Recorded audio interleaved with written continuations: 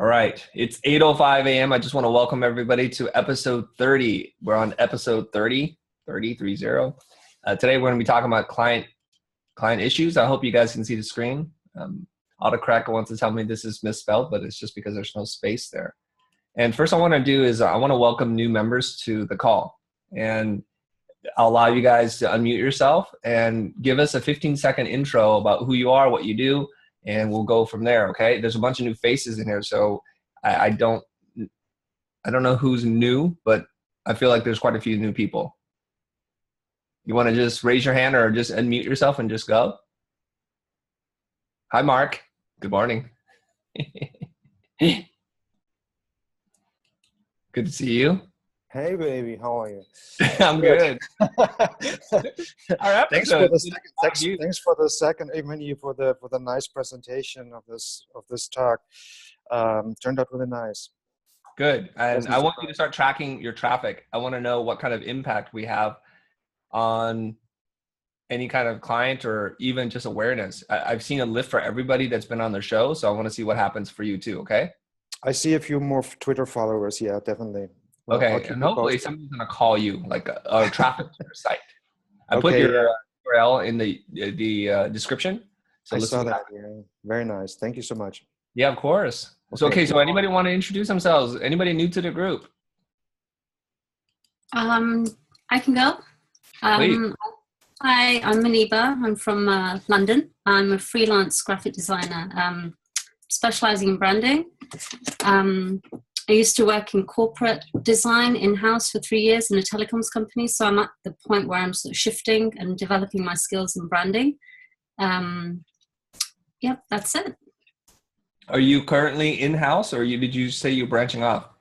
No, I left that company. I started freelancing. I get the freelance work I get is corporate work, but the clients I get want branding, so I'm developing in my skills in branding and offering that, and just setting myself up as a freelance, as a branding business. Excellent. And how long have you been running your freelance practice? Just as a freelancer working in agencies, I've done that for about 4 years. 4 years. But yeah, just setting myself up seriously now as a business. Just thinking about it now. Just so now? Okay. Yeah. Still not fully do you have a website? Yes, I do. It's manibacreative.com. Okay, let's do that in the chat. Throw it up in the chat and I'll save the chat, hopefully. Okay. Where's the chat? You guys see the chat? Let me see it. All right, whatever. You guys, there's a chat window. Just type it in there so that I can check you out. One of the really great things about this group is that there's a lot of networking that's happening internal to the group because there's a variety of skill sets, different price points. We have writers, developers, designers, marketers, people who do like interaction design, UI, UX. There's all kinds of people in here. And so I encourage you guys to leverage the power of the group. And when a client comes that you either feel is too small or too big, to refer it up or down and to participate that way. If a job is too big for you to take on and you feel like there's no way you can get the job, I really strongly recommend you go team up with somebody who's bigger than you and let them run the job and include you in the process. At least you'll have seen the experience, you'll make some money, and you'll make some new friends, okay? I think that's a great approach. I do want to warn you guys. Here's a word of warning. Not everybody in the group plays nice. And there's a reason why some organizations strictly prohibit working together, members working together, because they don't want inner turmoil. And I'm looking at this group in a very different way. You guys are all big boys and girls, and it's time to learn how to work with other people. And like in real life, you're going to have clients that you can't agree with, and you're going to need to learn how to do it. I would rather you come upon that friction point here inside the group and figure out how to resolve that rather than you do it for the first time with a client. So I think there's like, when things go bad, I just look at it as a learning opportunity for you. Okay. So I encourage it, but I don't vet everybody that goes into the group. Basically anybody that pays the $75 a month gets into the group. So that's the word of warning, but I do encourage it. I believe in it. And I've seen good things happen. I've seen some bad things happen, but more good than bad. Okay. Thank you for going first, Maniba. I love the accent, by the way. Okay. Who's up next? Let's get through this, guys. I can go. Okay, who's speaking? This is Felipe. Go ahead, Felipe? fire away, man. All right, so my name is Felipe Mandujano, and I am a hot mess. Just kidding.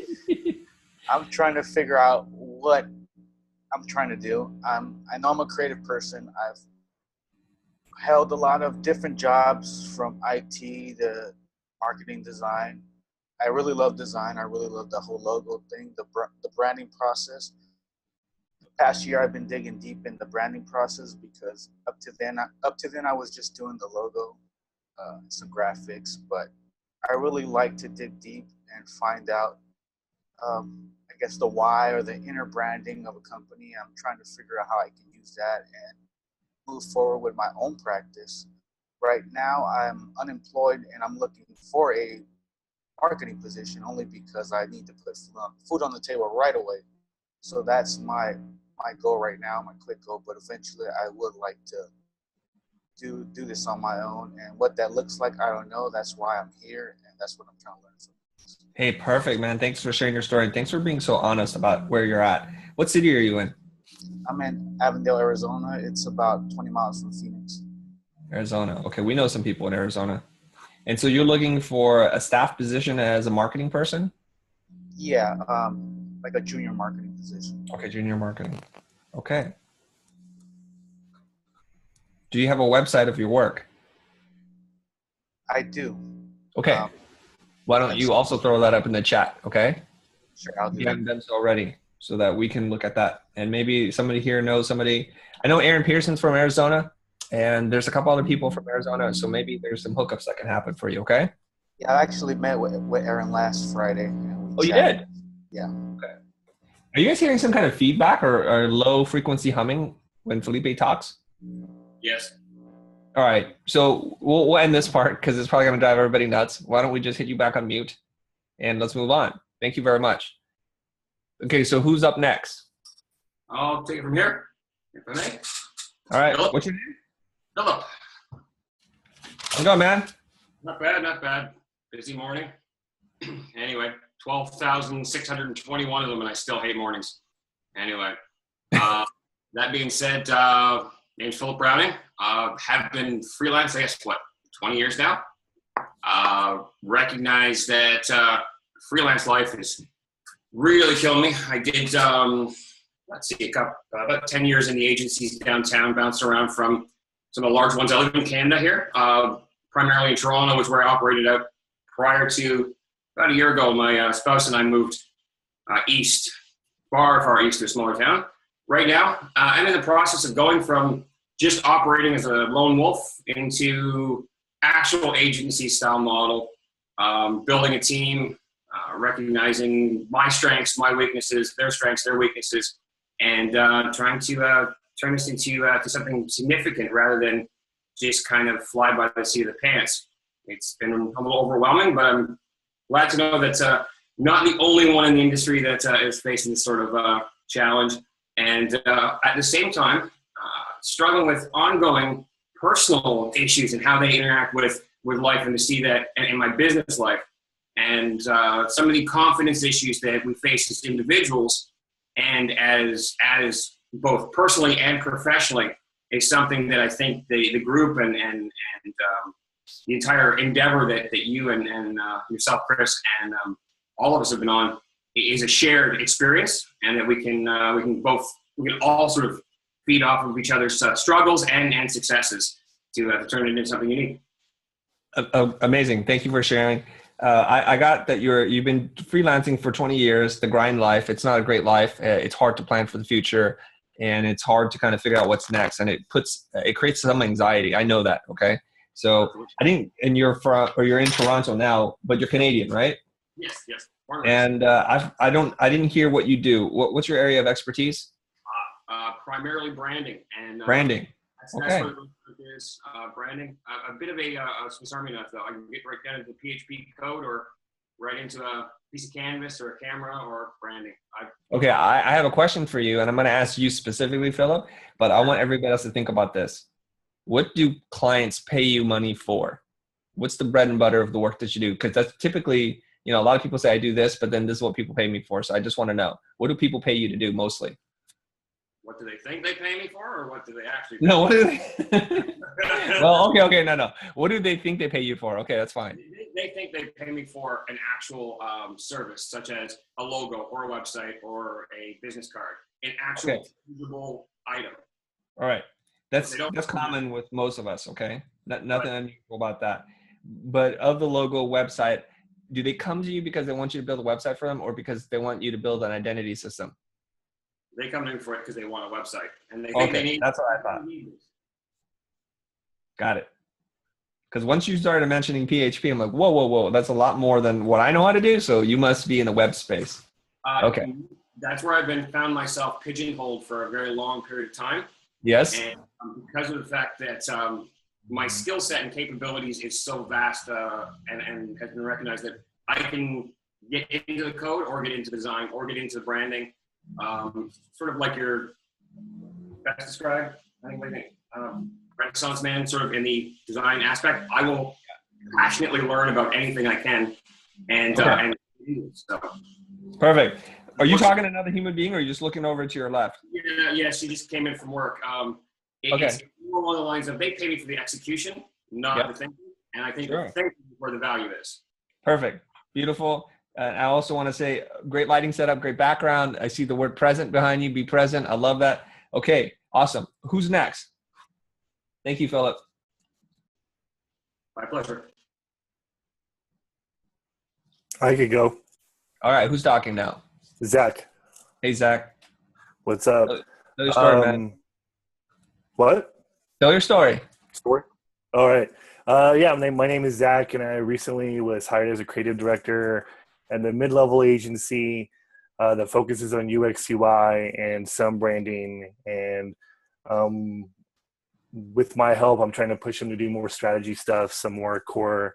I did a couple sessions with them in Austin a few weeks ago for the first time, and that went really well with a couple clients that were interested in that. And, excited to keep learning from this group and taking what I learned and try to integrate that into my new position. And it's been a whirlwind. That's my 15-second speech. Awesome. Well done, man. I believe last time we spoke, you were still kind of in your own business practice, and now you've taken a full-time job as a creative director. Is that right?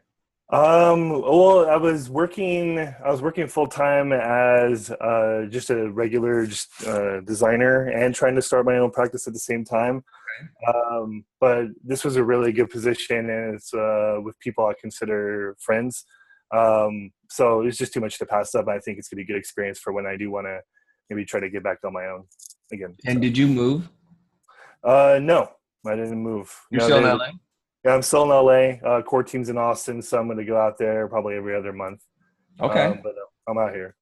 Well, it sounds like you're having success with introducing Core, and many people in this group have purchased Core and use it. But basically, if you haven't, it's a structured facilitation framework. That's really what it is. Okay. And just so you guys know what he's talking about. All right. Awesome. Good seeing you again. Yep. Who's next? Anybody else that's kind of relatively new to the group and want to tell their story? This is Bill.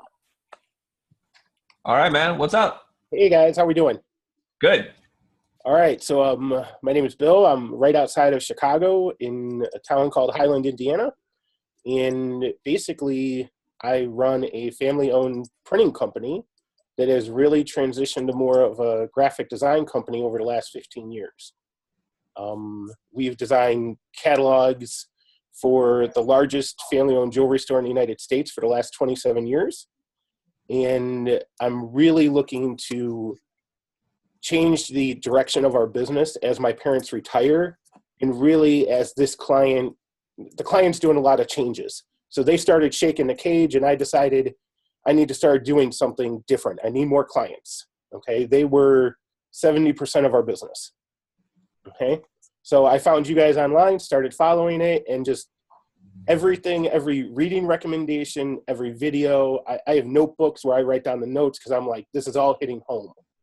And I did a lot of these things that I never got paid to do. Talking to clients about, okay, you need to, okay, who's your target client? All right, we need to do a direct mail piece in this way, and we need to put this type of promotion. And I'm like, I never got paid for all of this. So I'm ready to start, changing direction and setting that course. And I'm working with Ben too. Okay, now I know who you are because he's talked about you. Excellent. All right. Okay, Bill, thank you for sharing your story. Your parents started the business, the printing company?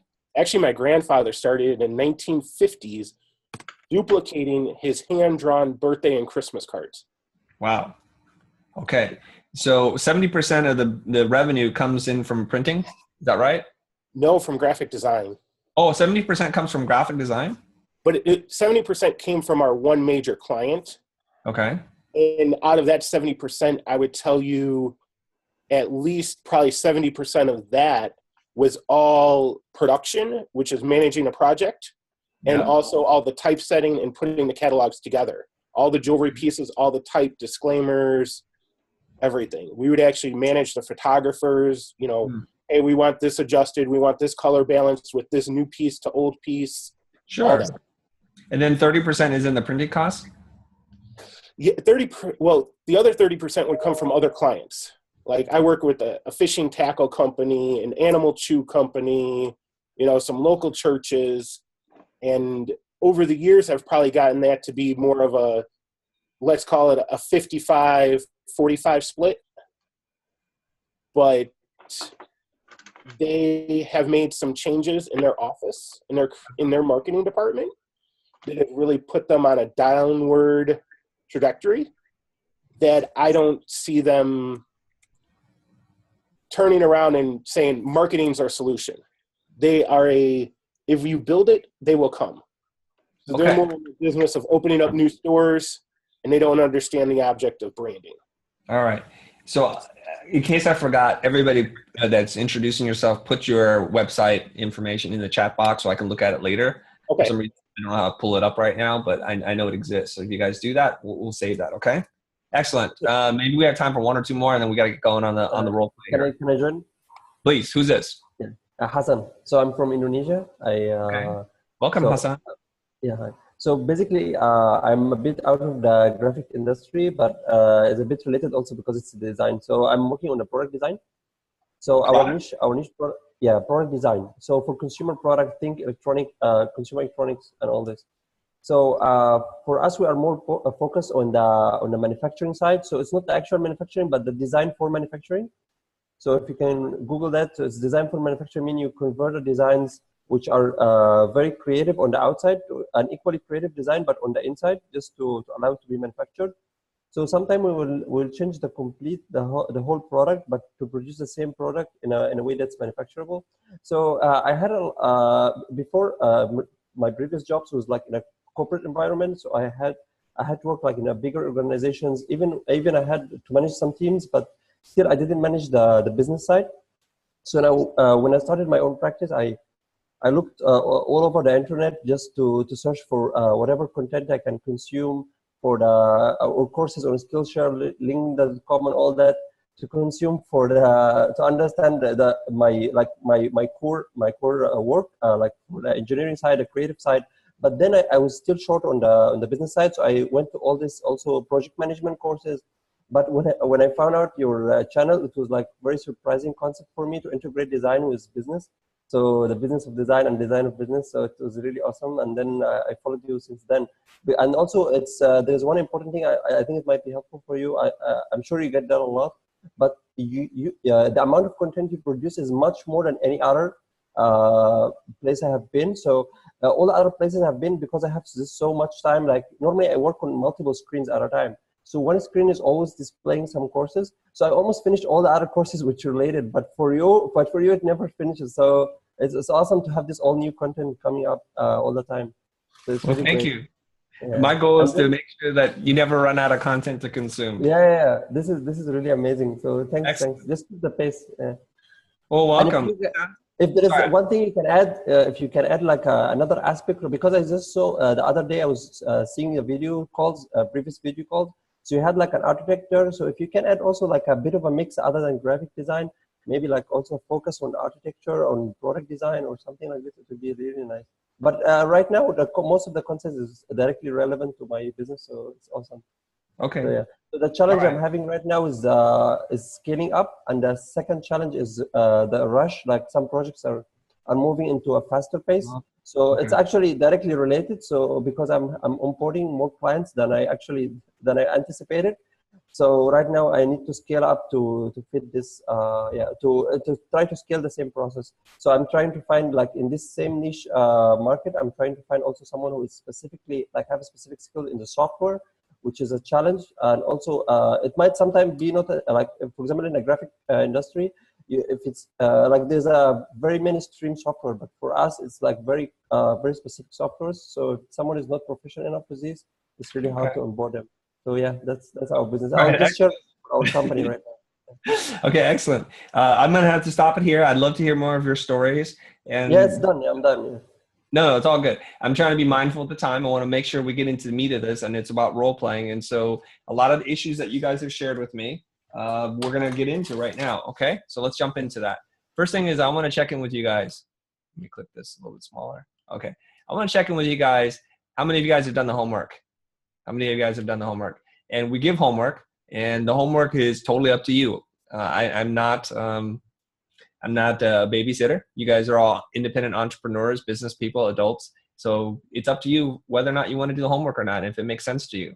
One of the challenges I wanted you to do was the 21-day journaling challenge, which is to track something that you want to improve. This is a direct lift from the compound effect. He's like, if you just try to track and become aware of what you do with your time, your energy, your money, your calories, you will improve. What is measured gets improved, okay?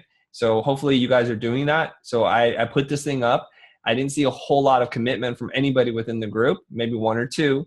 And what are you going to start tracking today? Maybe you want to become more efficient with how you use your time. So I want you to record what you do. Just write down everything you do for every day for 21 days. Probably about 3 days into it, you're going to come to a realization that you're spending your energies on things that are not important to your goals. Okay? You guys need to do this. I mean, this group, I want you guys to move forward, but we can't if you guys don't do the work. Okay, next. I asked you guys to find a peak performance partner. And this is the commitment you're going to make to somebody else. And there's a miraculous thing here that happens too. And this is all about accountability. Obviously, I'm just one person and I have a limited amount of time. So I can't hold you personally accountable. But if you pair up with somebody who's relatively within the same time zone as you, and somebody that you get along with and you trust enough to be honest with you, honesty is the key. They don't have to know anything about what you do. They just have to be honest with you, okay? And you would do one call with them a week, just one call for 30 minutes, where you take 15 minutes or 10 minutes and you share what's going on. The other person just listens and helps the other person to see something that's in their blind spot. Okay, you can share your wins, your losses, things that you need to fix, your epiphanies, your aha moments, okay? You can share feedback. And the most important thing is to realize that if at Wednesday at 3 p.m., your local time, that you have to get on the phone call and report back to somebody, this is what we talked about last week and here's what I accomplished, you just get your butt in gear. When we're all running our own business, we don't have anybody else to be held accountable to. And that's the beautiful thing about running your own business, being your own boss. But that's also a downside. And I'll tell you something. I worked with a business coach for 20 years. His name is Keir McLaren. When I knew I had a meeting with Keir, I would hustle. Like if it was about I needed to finish a script or do some notes or do some drawings, I would make sure I did it before I saw him next. And usually it happened like 24 or 48 hours prior to meeting with him. So this is a concept that you guys can use. So I see some people have already done this and more people are participating in this. If you have a problem connecting, there's 130 people in this group. Find somebody in your time zone. So it's probably really important to say, hey, my name is Hassan. I'm in Indonesia, and this is my time zone. I would love to partner up with somebody that could possibly meet for 30 minutes, and let's get this thing rolling, okay? So this slide is already available inside the group. Pull it down, write your name on it, and make a commitment. Make the commitment publicly so everybody is accountable. That's the key, all right? So the theory here is I was going to ask you guys, what did you learn? Whoever worked with, sorry, fire truck's going by here. Whenever you worked with a peak performance partner, what did you learn about sharing that thing? And at the risk of derailing the whole conversation, I'm just going to take one person who had an amazing peak performance partner and learn something. You guys want to share with me? Anybody? Can I share? Who wants to share? Yeah, Hassan. I had like just actually our call was just like a few minutes back. With Mark? With Mark, yeah. Okay. Exactly. All right, go ahead and share. What did you learn? Okay, so basically, actually, it was more like an introduction, but what we learned about is like the opportunity for global business is much more than local. So if you only focus on the local market, it might not be the best strategy. I mean, because there is sometimes like there is a recession or whatever, like in a specific country. But then if you have a global business, then you can tap into all these other markets. And we discussed specifically China, like how is growing, and there's a lot of creative need there that's starting to emerge. So yeah, so that's what we were discussing. But actually, we should have discussed also about the scaling up. We tried to mention that, but I mean we didn't go in depth in it, like because most of us are trying to scale up. Obviously, Mark is much bigger practice. Like I have bigger clients, so scaling up is an issue. Like how do we find someone that, like on a short time notice, especially if you import clients in a faster pace than you expected. So we discussed maybe that Upwork or something similar can be used just in a short term, but then for the long term, we still need to find someone like that's more experienced, that can be in-house, all this, yeah.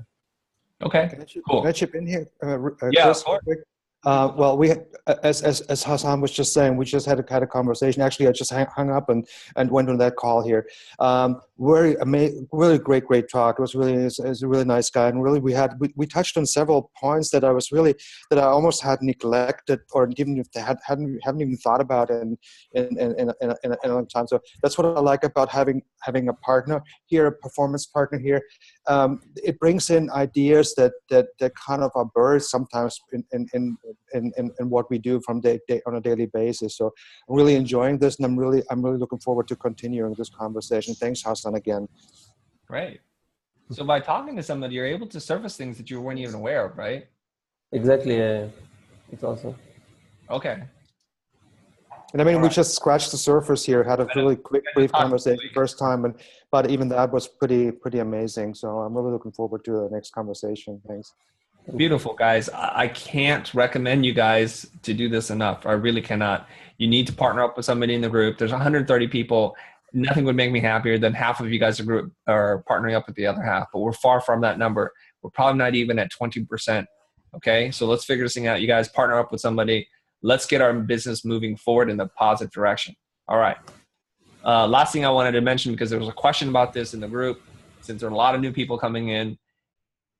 Clear goals, you have clear results. Fuzzy goals, fuzzy results. Okay, that's what this law of attraction is. Like attracts like.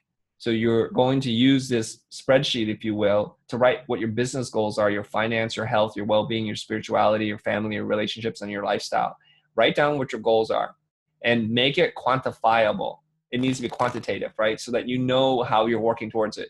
So we're going to say, like, for family, you can, instead of saying, I want to be a better father, that's kind of hard to measure.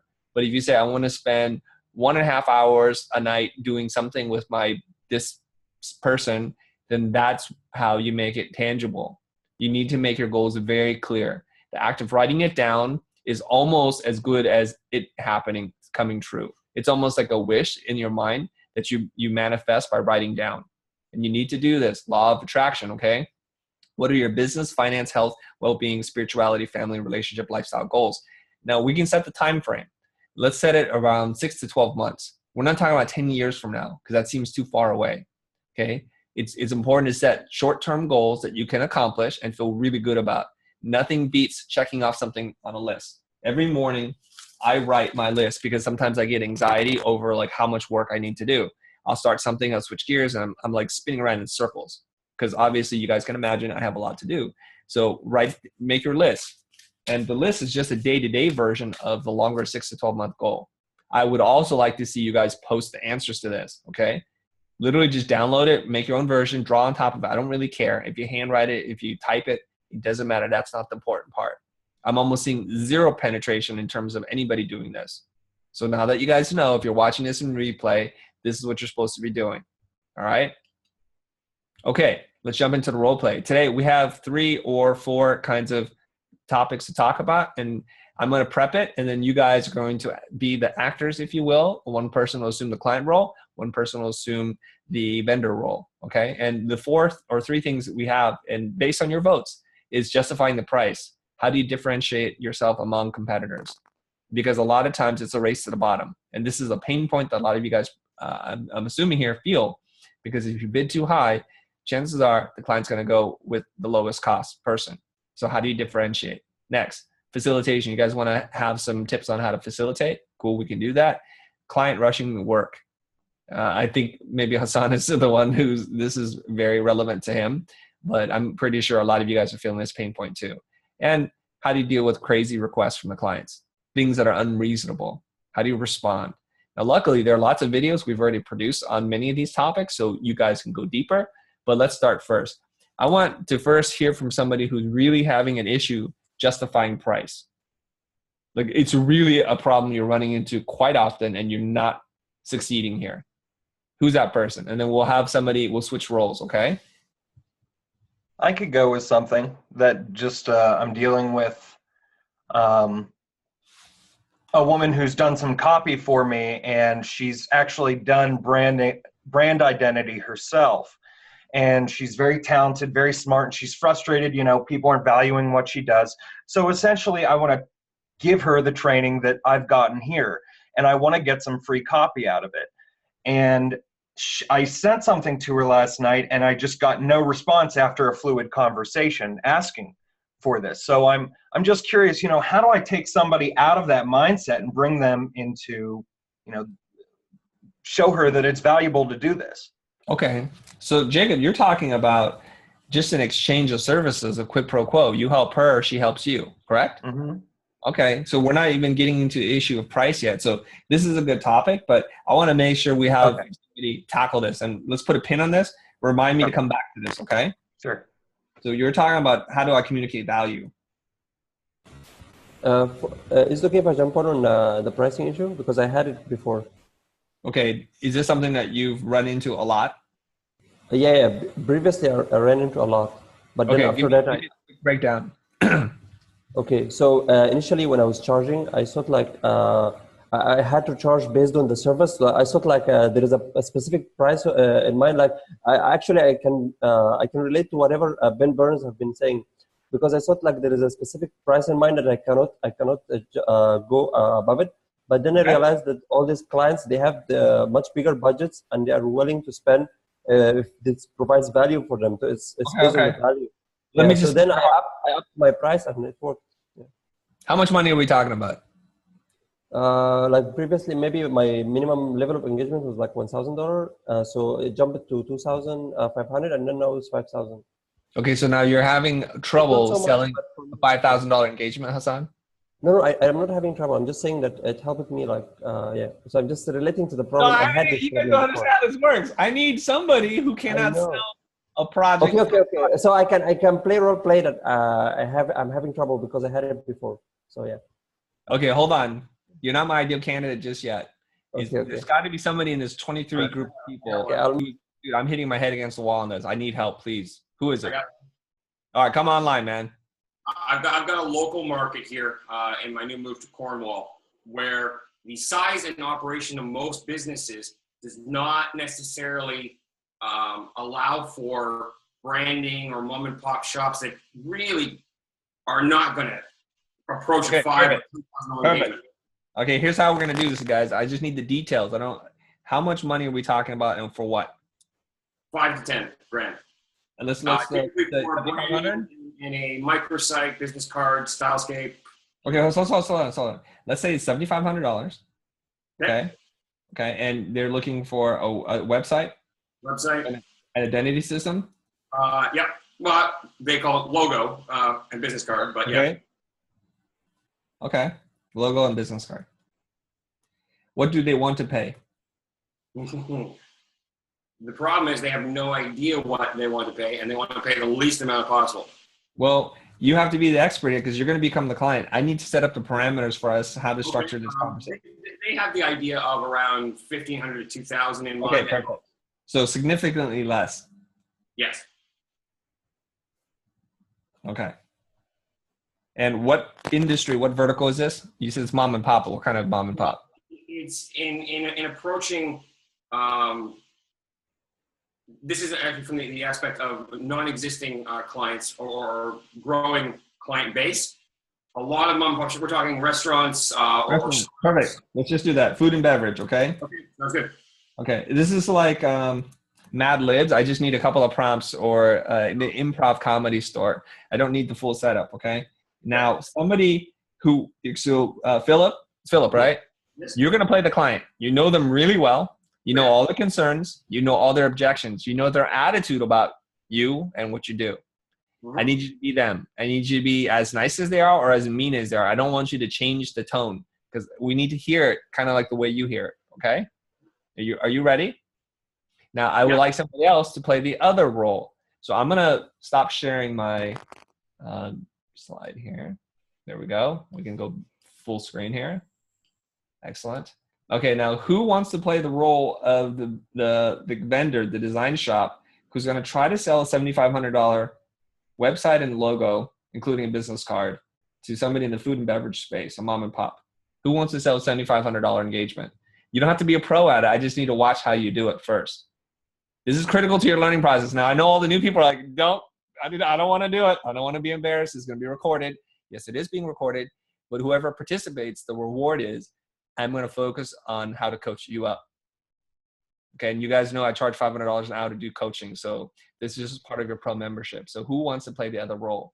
And while we're thinking about who wants to do that, Philip, what I want you to be cognizant of is while you're playing the role of the client, which is very fun to do, because you get to be the total jerk or whatever it is you want to be, I want you to pay careful attention about how you feel about what's being said to you.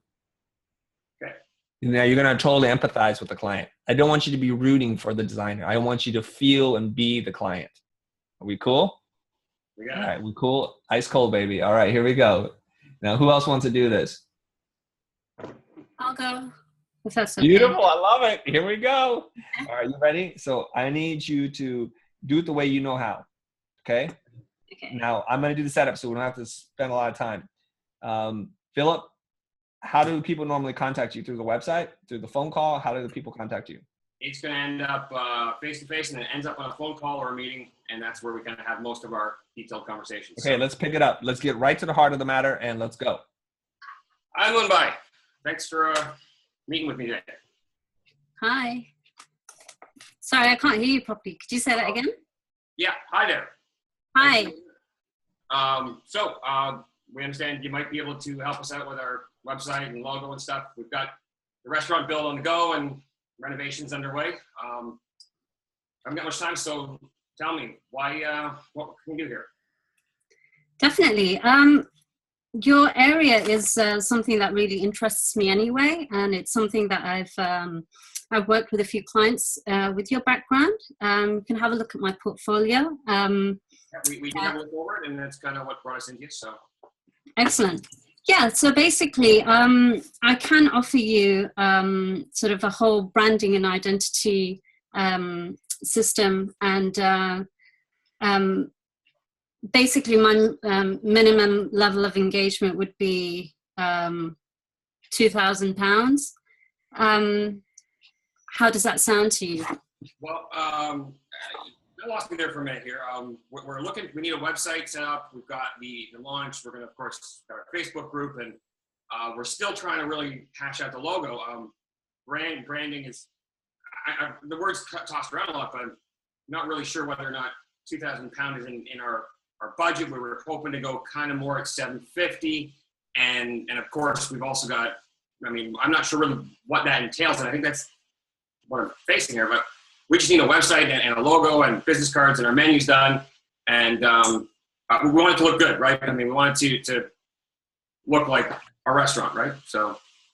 Definitely. Well, I can definitely help you. The thing is with branding, it's only ever created once. After that, it's steered into the right direction. So it's really important that we get it right the first time.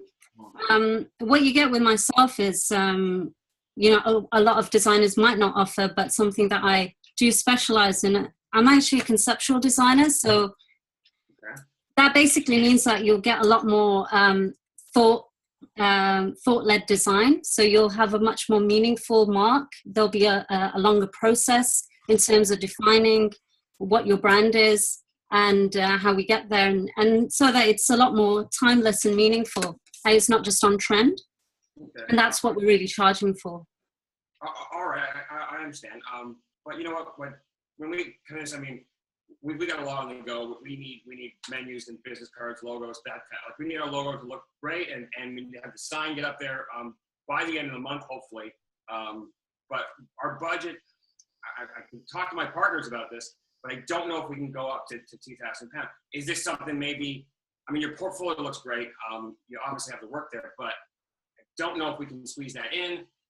And we really like you, and we want to work with you, but I don't know if I can squeeze in 2,000 pounds. We've already spent 50,000 on the actual rebuild and the renovations. I got the chef in the kitchen, so.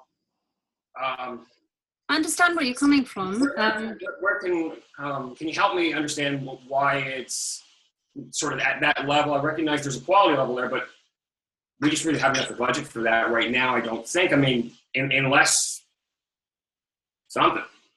Yeah, no, I understand. I understand as a business, you've got a lot of different areas to spend on, and it's tough getting started up, but it's a lot more pricey if you get it wrong, and then fixing it later on. There's a lot of places that, a lot of collateral, once it's printed, for example, on your shop sign, on your menus, on your aprons, etc., it will be very, very expensive to fix it afterwards. So this is why we spend a lot of time and effort on making sure that the work that you do, that we do give you, is spot on. We'll sit down with you, we'll go through a thinking process, we'll brainstorm together, we'll schedule in calls. I'll go through mood boarding with you to get a real look and feel of what you're after, so we don't give you just things that are on trend, and really give you a lot of value. I do have other people that, should you want to, that I can bring into a team to give you a bit more of a comprehensive branding package. For example, I can bring on copywriters, I can bring on a brand strategist, and give you a full package. But then you'll have something solid going forward. You'll have something that you won't have to redo again and again. I mean, I'm not in the business of, I'm not a student. I'm not freshly out of college. I've been doing this for a while, and, I've worked in agencies. I've got some big brands under my name. And if people like that can hire me, then you've got a really, really good person who's very interested in helping you out. Absolutely. Okay, I can appreciate that. Your work and the references that brought us to you and whatnot. Definitely the reason why we're sitting down and having this conversation. What my biggest concern is that. Hey, Philip, lean into your mic a little bit. It's hard to hear you. You guys, for future calls, make sure you have a headset or a mic or something. Like, I got a pro mic here. I mean, it's legit, so you guys can hear me. It's hard to hear. Okay, I can hear move out very clearly. Pull up the audio a little bit for you guys. Sorry. All right, it's good. Okay, let's wrap this up. I have lots of notes here for you guys. So my question is, my concern is that you're aiming a little higher than we've kind of got going on, and that we have sort of a few items that we need to have done. I can appreciate the quality and the caliber of your work, but I'm not really sure that we've got the room for that. Is there a way we can maybe roll this out in like a payment plan or something, so we can make it digestible or something like that? Because we like the work, we want to work with you, but we have a feeling like you're throwing out terms there. I have no idea what you're talking about. Mood boards, brand strategists. We need logos, our logo done, our business cards, and we need all sorts of work in the future. But you kind of seem to be going way beyond what we're looking for at this time. I mean, we need a website. We need our logo kind of to be refined. We've got the sketches and stuff, but we've seen the logos you've designed and the level you brought them to. That's what we need to have done. And we need the website kind of up ASAP. Yep. That's not a problem. That's not absolutely not a problem. I can definitely work with you to split up the work into stages. So we can work in the sort of logo department first. What I'm saying is when we work on the logo and the sort of brand identity to begin with and give that a lot of time and attention, after that, everything, whether it's website, and it can be rolled out pretty quickly in terms of the look and feel. Okay. So adapting that to a collateral isn't really an issue. So long as we've thought about the flexibility of the logo to begin with, it'll be quite sort of a simple case of just rolling the brand out. Okay. All right. Well, what I'll do is I'll talk to my partners about this. We've got some things going on this afternoon, and can I get back to you by the end of the week and let you know what we think? Sure. Thank you. Thanks. Bye.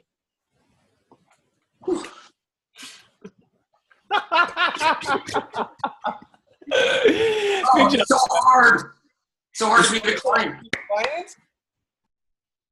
Being the client is so hard because I know what I want to say and what I'm trying to sell. You remember in the beginning I instructed you to be the client? You're almost feeling bad for the vendor in this case, and you're like trying to supposed to be the client 100%. So it's pointing out. It's a hard role to take on. Guys, I have pages and pages of notes here. Let's break this whole call down.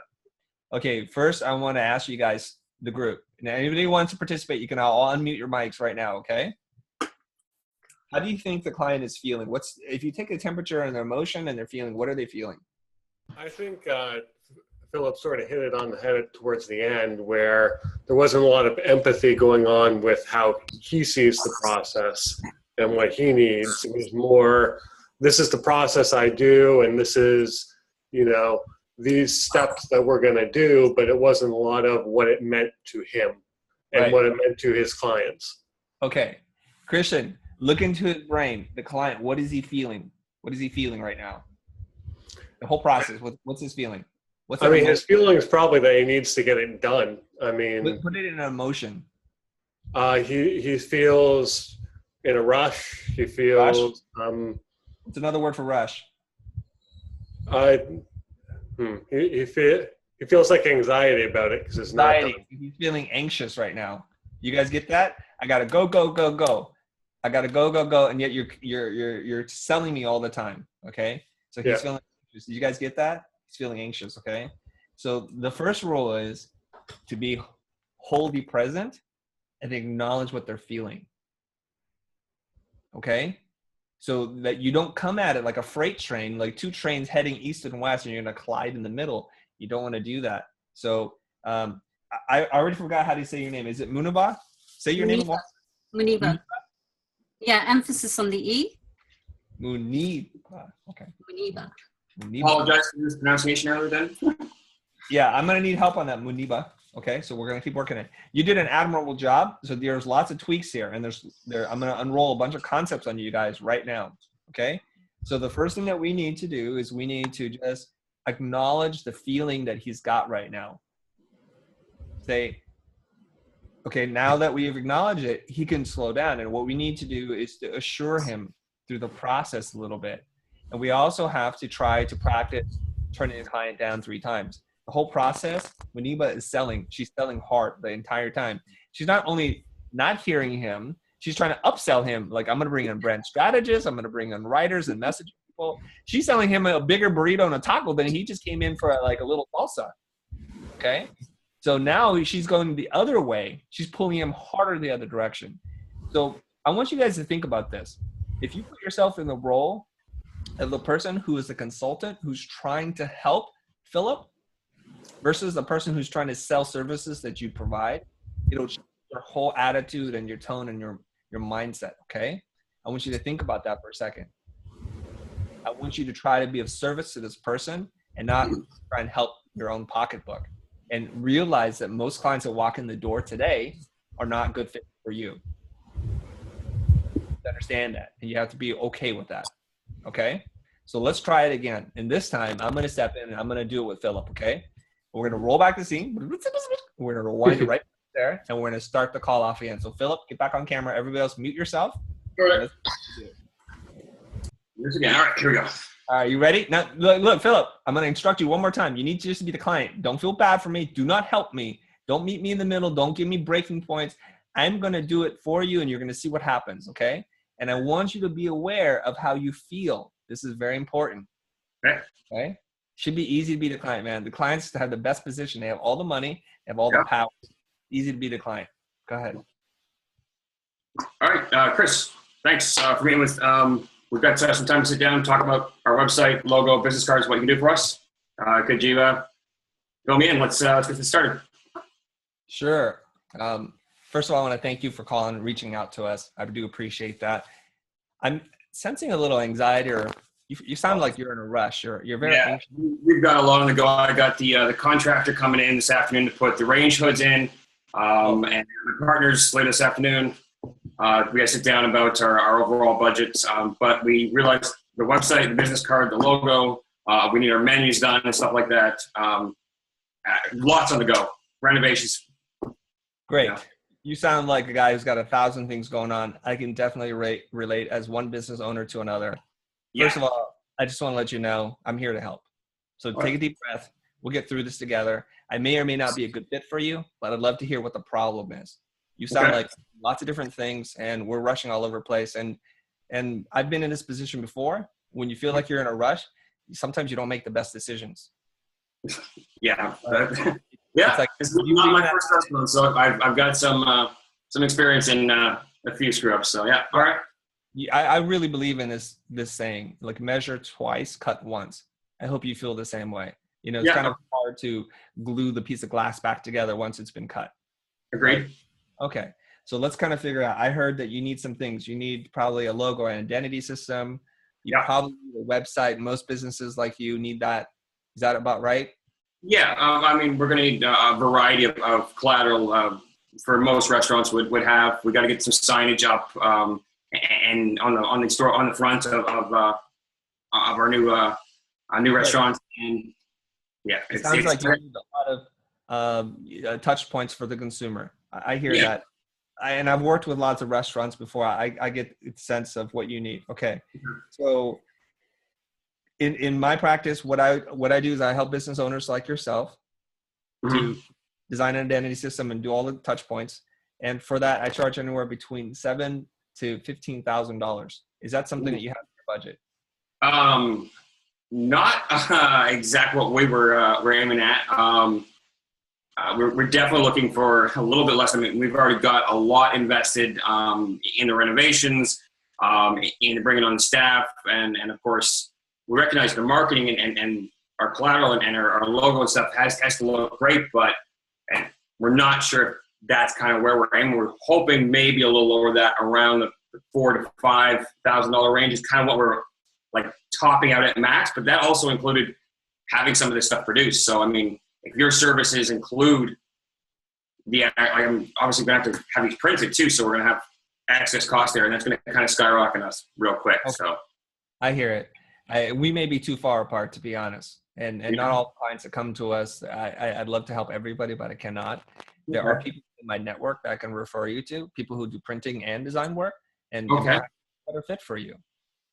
All right. I mean, we realize that, and we really value your time and all. We love your work. Is there any way you could perhaps maybe offer sort of we need specific items, and I see you kind of. Are you not able to kind of work on a lower sort of scale, or maybe even scale it over a long term, perhaps? Or we like to work with you. We've seen your work and the quality works, but we were hoping that you were kind of our guide for this, right? So.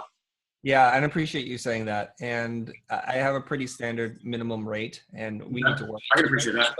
But let's just put that on the shelf. Let's forget about money for a second. I want to help you understand kind of like the approach. What kind of restaurant are you running? What kind of market are you catering to? We're starting to cater up to probably, I'd say, the more classy side of a small 50,000 person town. The more few people that are kind of more urban and younger crowd, the ones that wear ties out of the place rather than, and have a little sense of style. There is a lack of classy but not over snobby in this area. There's a few high-end places, but we're going to cater to the more modern kind of aspect of a smaller town.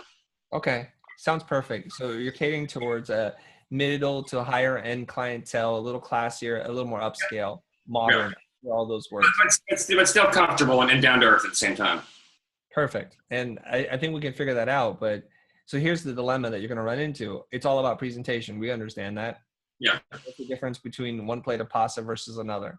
And I kind of look at the work that we do in the same kind of way. It's not for everybody. And just like your restaurant is not for everybody either. Okay. I'd love to work with you, but I can't charge any less because I provide a lot of service and creativity for what it is that I do.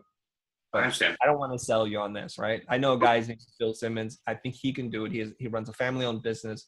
He's within my network. There's a bunch of people I can refer you to, and maybe when you get to that point in which you can afford us, then we can work together. Okay. That's reasonable indeed. But you essentially, just let me sum it up. Sort of 7,500 is sort of the minimum range of your services. Yeah. So let me clarify. If you for some reason have a chat with your partners and have a change of heart, and you really think you can meet me, and really it's $2,500 more, and that's probably a night for you, So we have to think about that. Relatively speaking, it's not a lot of money. I'm sure you're spending $30,000 on your refrigeration unit and all that. Okay, I understand. So if you guys decide that this is a good price point, come back to me. I will give you a proposal, and the proposal will clearly outline the budget, the milestones, and the deliverables that we deliver for this. And you've seen the body of the work that we do. And I'm happy to provide references. You can call other business owners. I'm happy to provide all that, but only if you feel like that's the right price point for you. Okay. All right. In the meantime, if it's all right with you, that reference you made just a moment ago, Bill, was it? Yeah, Bill. You mind if you've worked with him in the past, yeah? No, he's just a person in my network. You should vet him for yourself and look at his body of work. That's entirely up to you guys. All I can do is refer you to a couple other designers that I know. All right. That being said, if you could send over those references, I will talk to my partners this afternoon. We're meeting up about lighting. Anyway, but we'll talk. I'll bring this up with them, see if we can expand the budget, but I can't make any guarantees on that one. Okay. We like the body of work, but we're going to have to discuss it as a group. So that's totally fair. I understand that. I hope you have a great day. You too. Thank you for your time. Thank you. All right. So end scene, you guys. All right. Let's talk about this a little bit. Anybody want to pull out anything, kind of things that you guys noticed, either about what Philip, are you okay? Are you stressed out, dude? Yes, it's. Are you sweating? I love acting back in high school, and it's hard to I was prepped for a role, and it's like this on the spot in what do you call it? All right. I wanted to say something about that. Fire away, Sean. That was awesome. I really liked that. It was essentially the same end result. It wasn't like, okay, cool, let's go ahead and get started. But I feel the client felt less pressured, and there was more trust established because you made it very clear, I don't need this project. I'm not trying to sell it, and I might not be the best fit for you. Let me hear what your actual problem is and really understand the issue and your goals. And I may be a good fit, I may not. And from what it sounds like, I may not because your budget constraints. And so it felt like there's a lot more trust built up, even though the end result was essentially the same. So on the first call, you say, okay, well, let me call you back. I feel like he might not have called back. On this call, I feel like he would have gone into the partner meeting vouching for this particular designer. Oh, I forgot. Great. Okay, anybody else? Yeah, I'd like to go. Can you hear me? Yes, I can hear you. Go. Okay, I feel like that he still doesn't understand what branding is. He still sees it as just a thing. The logo is just a thing, a pretty thing, and that's where there's a disconnect. If somehow he understands what it really is and what your portfolio has done, besides just providing a pretty thing, he would understand better. Does that make sense? Yes, it does. But let's ask him how he feels, okay? Okay. All right. I found that when you approached Chris, I got in and I tried to keep the anxiety level up, and I actually felt that you actually brought it down. I actually noticed my heart rate actually decrease, and you actually kind of calmed me down. At the end of it, I felt like I would be more likely to call you back and say, and actually sort of go to my partners and go, this guy is good. He's even prepared to just say, screw it. I don't really need this, but look at the guy's work. Obviously, he's not desperate for it. I would actually probably find myself going to my partner going, we got to increase the budget. I think this guy can really handle this stuff for us, and we got enough on the go right now that I think he can get it done for us in the time we're looking for. Thank you very much. I'm going to ask you this question. What triggered those kind of responses in your mind as a client? What words, what phrases? Because that's what you're going to need to be able to replicate yourself. You understand? I think once you had approached the real as maybe, you sort of tabled the issue that you weren't the ideal fit for my my business, rather than showing eagerness, let's say, was made me reconsider going, right, it kind of, you're looking back and forth going, what the heck? When you related to my issues with the fridge and how much we're dropping on our refrigeration unit, it kind of put things a little bit in perspective. I think there was less talk about the service you're going to provide and more talk about the assistance you're going to provide. That it was more focused on less tangible items and more solve my problem for me. Beautiful. Yeah, I think also you inquired a lot more into his problem, which, helped a lot. Okay. Thanks, Christian. All right. Here's what I wrote down, you guys. The client and the vendor in the buy-sell cycle can be very confrontational. It can be adversarial. You got to eliminate that right away. Eliminate it. I'm not here to sell you anything. And that messes people up a lot. I mean, if somebody comes in and it's like, hey, pitch me. Why should I go with you? It's like, oh, I'm not sure we're a good fit. Why don't we talk about that first? So they're already in this mindset that we're going to go to war, and they take great pride in being able to negotiate and beat down vendors all the time. Like from tile to glass to refrigeration units. They're like, take 10% off and we got a deal. That's how they do it. This is the world of business. And we as creative people aren't just giving a commodity. It's not like I can go buy a brick and just make 10% less. We got to make something, put your heart and your soul and your passion into it. So what we do is we take offense to that kind of reasoning. And what we do is we respond. So when they escalate, you escalate, right? The way to do this is to de-escalate, to bring the level down, to acknowledge what's going on, and to say, you know what, this is, who knows if this is a good fit? I don't know. I'm not here. I don't go into every deal assuming we're perfect for each other. I don't. So let's take that away. So we can look at the problem from the same point of view. We're no longer standing in front of the person. We're standing side by side by being not eager. Remember how I told you guys, we don't need the work. We don't have the scarcity mindset. We have an abundance mindset that for every 3 wrong clients is going to be the perfect right client. The client's going to pay you double, who's going to appreciate the things you do and allow you to stretch creatively. But in order to find that person, you have to have time available to that person. You have to not be burnt out. Okay? Context. We also figured out from what Philip said is nothing is cheap or expensive. It's kind of because it's without context that we don't understand. So $5,000 sounds like a lot of money, but $5,000 compared to $50,000 that you're about to drop is nothing. Help the client understand the context. Oh, you're expensive. Well, expensive compared to what? Try to understand that, you guys. And also you notice in the very beginning, I did price bracketing. For all of you guys that are new to the group, you need to bracket your price, your high price. The price that you want is actually your low price. So you see, like when I began at 7,500 to 15,000, it makes him look like 7,500 is the cheapest I'm going to do it for. There is no way. So a win for him is actually just to pay me the $7,500. Okay. So when Muniba did it for like 2,000 pounds, now she can only get negotiated down. And he did that right away. He's like, oh, we only have 750. How about 1,500? And then Muniba eventually will cave and say yes. Because she's also doing that math in her mind. It's like, it's only 500 less than I wanted. And I can make that. And the client's actually making a lot of compromise reaching out to me. Now, what we want them to do is to go and think, where else can I scrape together $3,000 so I can pay Chris to do the work? I'm also making him suspicious of anybody else that I'm going to refer him to. It's like, why doesn't he want this work? It's really weird. The other person must be some like cut rate person. Okay? And I stand confidently behind the work that we do and more confidently behind the process that we have. Our process is impeccable. I believe in that. I want to assist him in solving his problem if I can. If I can't, I need to send him along his way. And you notice also at the end of the call, I said, if you feel like financially this is what you want to move forward with, I will provide a proposal, but I'm not going to do one. Unless you come back and say, yes, we can afford this. Yes, we want this.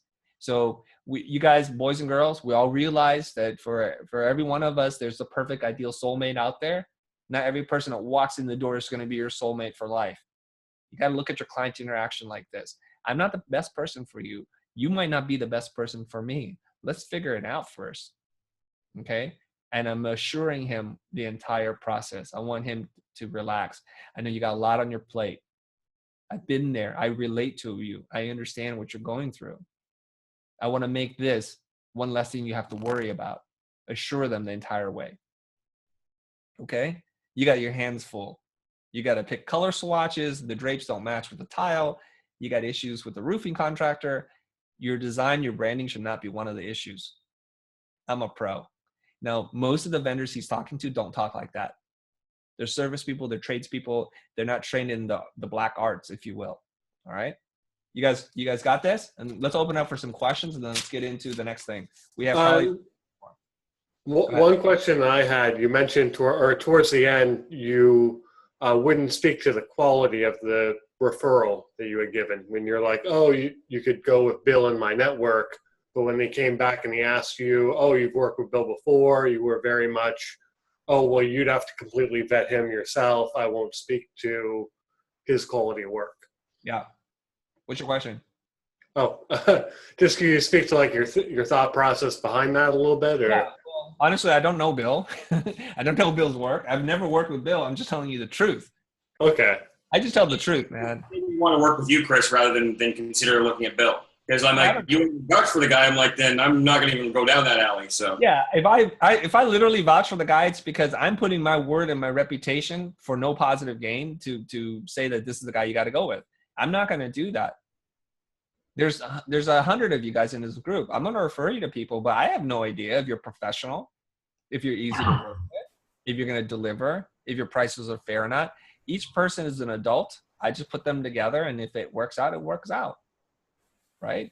Like you guys might recommend me for a job, but you know, heaven forbid, you're like, I bank my entire reputation of the company on Chris being able to deliver, and I don't. What happens to you then? Your word, the trust that is developed, is hard to develop and easy to lose.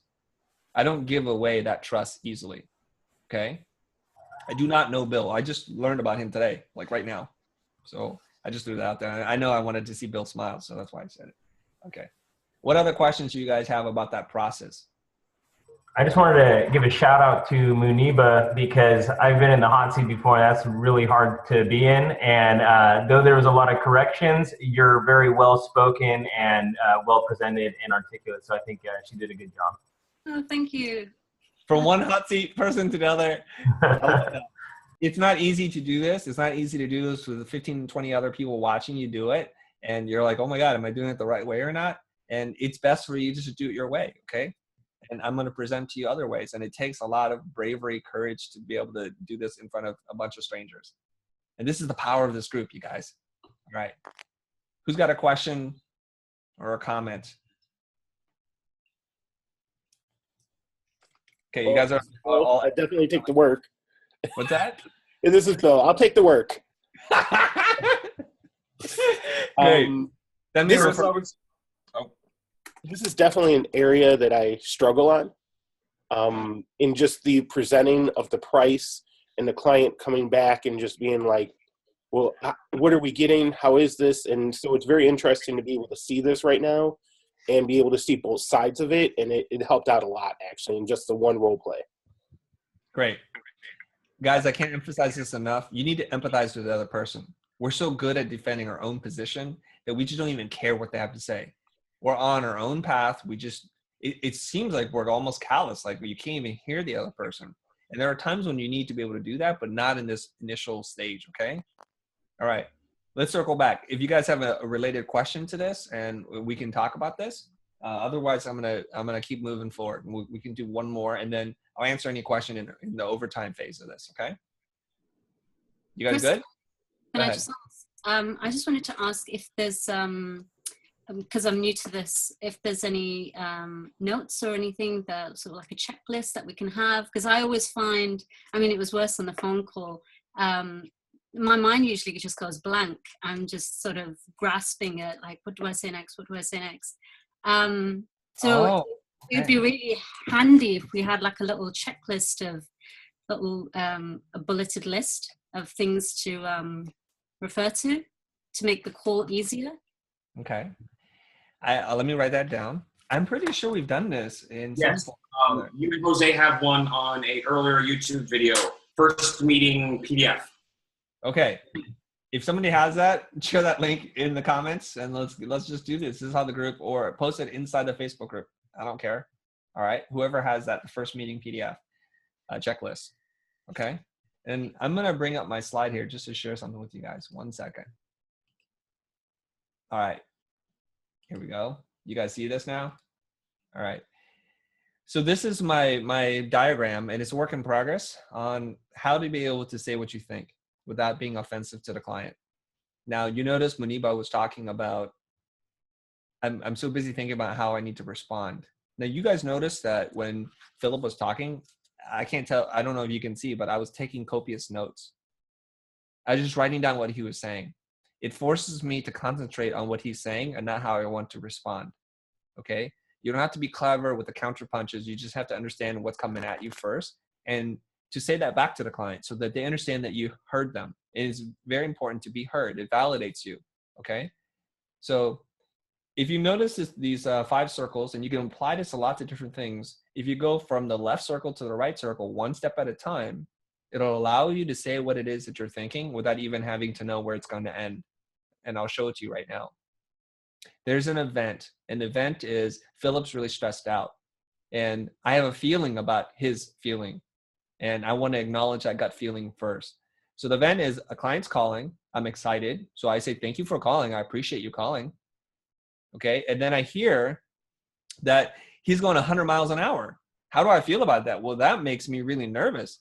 So I want to address that right away. And the way I address that is I just say, I noticed that you seem really anxious right now. You probably have a million things going on. Now I'm delving into my thought process. You know, I'm sure you got 1,000 problems you're trying to solve. And guess what? I've been there too. Now, instead of arriving at the conclusion at this point, I want to invite the client, the person I'm talking to, into my thought process and come to a conclusion together, right? So in this case, I didn't say it on the call, but what I should have said was, you know, I'm trying to reconcile something that's going on in my mind. I would love to help you, but I can't because my rate is $7,500 to $15,000, and I can't compromise on that. I believe in what I do, and I just can't sell it because I give great service. We produce something wonderful, and I think you do the same, don't you? A customer couldn't walk into your restaurant and say, well, we love what you make, but we're just going to pay you half of what you are charging. We just couldn't do that, could we? And then they're going to say, you're right, I can't do that. I try to help them understand what I'm understanding.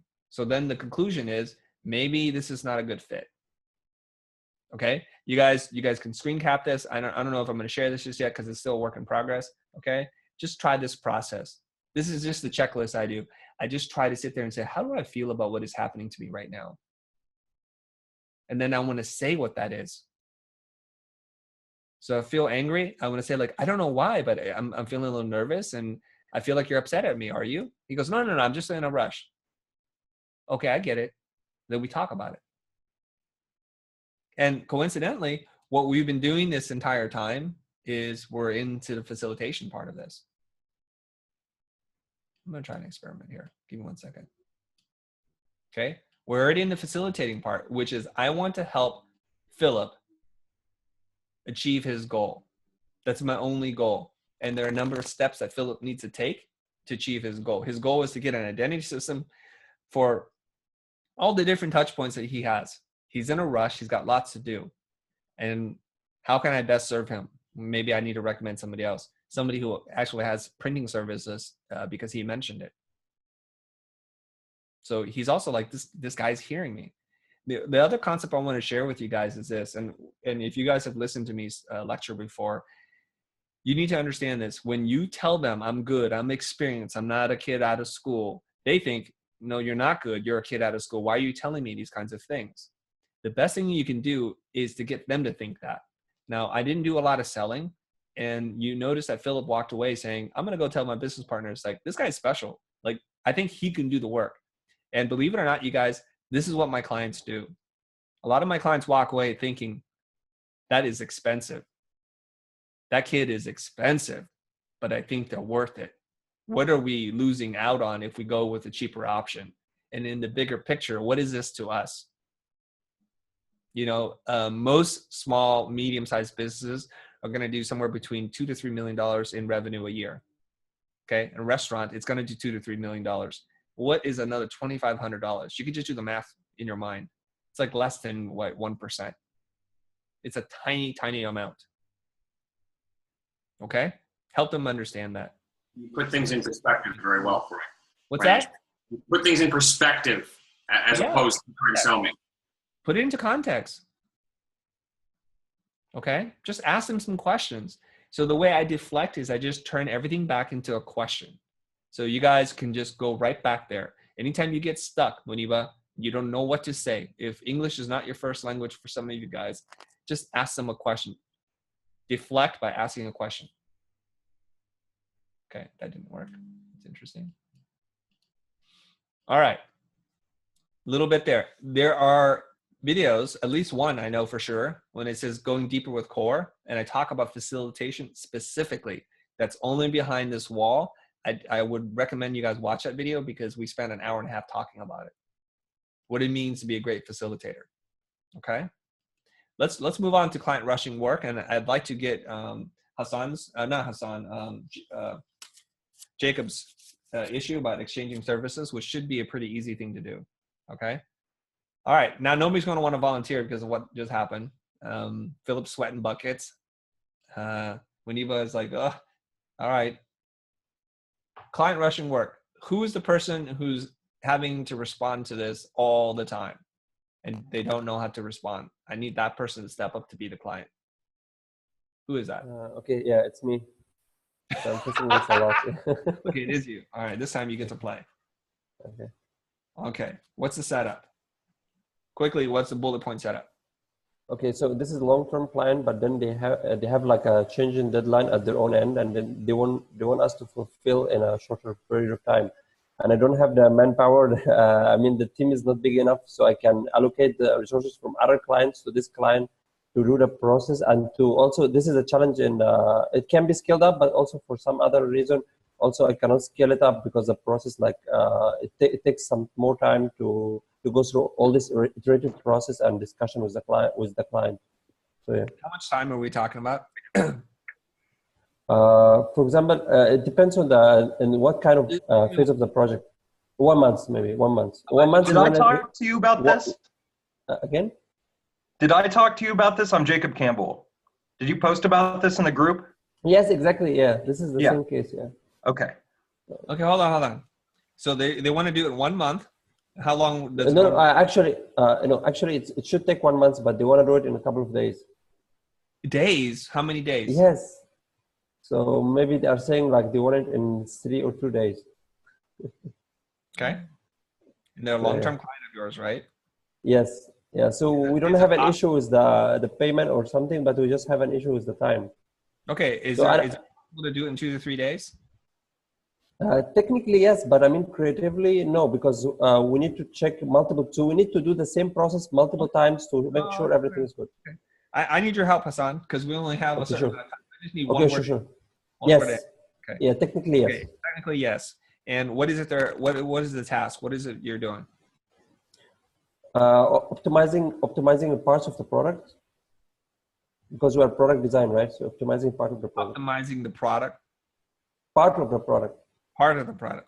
Optimizing. What does that mean in layman's terms? Like changing the design in a way that's manufacturable, but for a specific part. Like you're doing engineering, right? Yes, exactly. But it's like more to creative engineering also. Yeah. Okay. All right. Okay, so you know the client. You know them well. Yes. All right, who wants to try to take a stab at this? Long-term client is a good client of yours, obviously. Yeah. They pay, not a problem. Something that you would like a month to work on, technically can be done in a few days, but maybe you don't have the manpower, the resources, but it can be done. It just means that it has to be rushed and fast-tracked, right? Correct. Now, let me ask you this question. If they paid you more to do it, would it be easier for you to do? Yes, I will be able to allocate at least someone part-time to help me out in other project at least. Okay. Anybody want to tackle this, or I'll just tackle it myself? I spoke with them before, so I kind of understand. Jacob already have like a background on it. Yeah. Okay, let me take a stab then. Okay. All right, Hassan, you ready? Yeah, sure. Okay, so I'm pitching to them. I need more time, or I need more money because I don't have enough time. You're gonna play the client. I'm sorry. You're gonna play the vendor. Hassan is the client. The setup is this. He's gonna talk to you about getting something done in 2 to 3 days. You can do it. They're a good client of yours. Okay. But normally it would take you a month to do. Everybody cool? Let's start the I'm scene. the vendor. All right. Gonna be the vendor. Okay. All right. So hi Jacob. So right now we have this deadline coming up. Initially I was talking with the manufacturer. I'm sure you already talked with them. They wanted to. We were thinking they're gonna finish like by the end of the month, but right now they will be finishing next week. So we need to have all the other parts ready by this week. So there is this one part that needs to be finished. X part needs to be finished by the end of this week. So so let's try to focus on it and finish it. Yeah. Okay, so I'm going to be the designer. Yeah.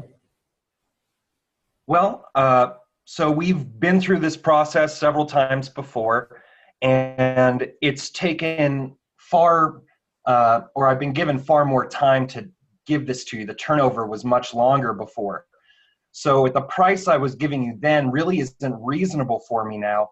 In order to do what you want me to do, I'd have to, prioritize this project over other clients in a way I haven't had to do before. And I'm sure you can understand as a business person that I can't do that at the same price. So you're asking me to do this about, what, 3 times faster? So I have to charge accordingly. So I'm going to have to charge. But we already agreed. But we already agreed on this specific project. I mean, we already agreed on the price. I mean, you're not doing anything extra. Just like we need it much more faster. Yeah. I understand that completely, and I want to help you out if at all possible. It's just financially impossible for me to do this for you in that time frame with that price. If I can get 3x. Then I can definitely do it for you.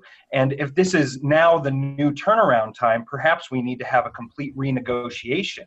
And maybe I know, but I mean, you are pretty aware of our budget, and we are pretty tight on that, and also tight on the timeline. So I mean, put yourself in my shoes. I mean, we don't have much more to offer. I mean, we already offer you the best price we can. And I have to budget my time as well with my entire business. Unfortunately, you're not my only client, even though you're a very great client. So in order to take on a new time frame from you, we need to renegotiate in some way. If this is, is this how you anticipate the project moving forward? Am I to do this turnaround in the same amount of time from here on out? No, just only for this part of the project. But I mean, you already understand our time constraint, and budget constraint. So if you can help us out for only this part, and then we can go back to the same pace for all the other parts. So I understand. Is this something that just came up for you guys? Is this because problem? I mean, we were discussing with the manufacturer that we have like an extra length of time, like about 1 month, and then right now they're saying they're going to finish early, so we don't want to delay, like have a bottleneck. So this basically right now your part of the project is going to be a bottleneck, so we don't want to have that. We want to speed up the process. And you already know, if I mean, we're already behind a lot of deadlines. So if we can speed up this, it will help us a lot. I really want to help you catch up, but I can't afford to fall behind myself in doing so. And I don't see any other way around it. How much do you stand to lose if this doesn't get done within a week? Is it not worth 3x? No, it's not. Yeah, it's too high for us. Yeah, because I mean, we already have a very good engagement with you. Like we have a lot of other projects going on. So I mean, do we have to do this? Do we have to increase the price? I mean, for this part of the project. Yes, yes, we have to increase the price. But I mean, yeah, for me, it doesn't make sense because I mean, we've been having a very good relationship. I want to hear what Chris has to say. I'm sorry. Yeah, sure, definitely. Yes. Okay, guys, time out. I don't think you guys are getting anywhere. You're not getting any closer. Okay. Exactly. Yeah. All right. Good job, guys. Good job role playing. I can tell the kind of client Hassan has to deal with. It's is your client Asian, by the way? His origin is Asian, yeah, but he's American. Oh, he's American. It's like I only have one thing to say, and it's no. How many creative ways can I say no to Jacob? And he just keeps no. All right. Okay, guys. All right. There's a lot in kind of tone we have to work on. Okay, the tone is really important. And I feel like we're getting into a fight before we even start talking, and that's really important. And Hassan may or may not be playing the role of his client that well, but he seems like a pretty nice guy. He just wants what he wants. And how do we flip that? Maybe it's not possible, okay? I think there's a couple things that happened on the call. But before I break it down, I wanted to open it up to the people to break it down. Okay, guys? So Jacob and Hassan, put yourself on mute and just listen. Don't respond. Let's hear what the people have to say. To be honest, I didn't really empathize a lot with Jacob, partially because of his tone in some of the points. And also, he didn't really go into detail about what it meant to him to do it faster. So he could have brought up that there's a lot more rescheduling and communication and a lot of other work.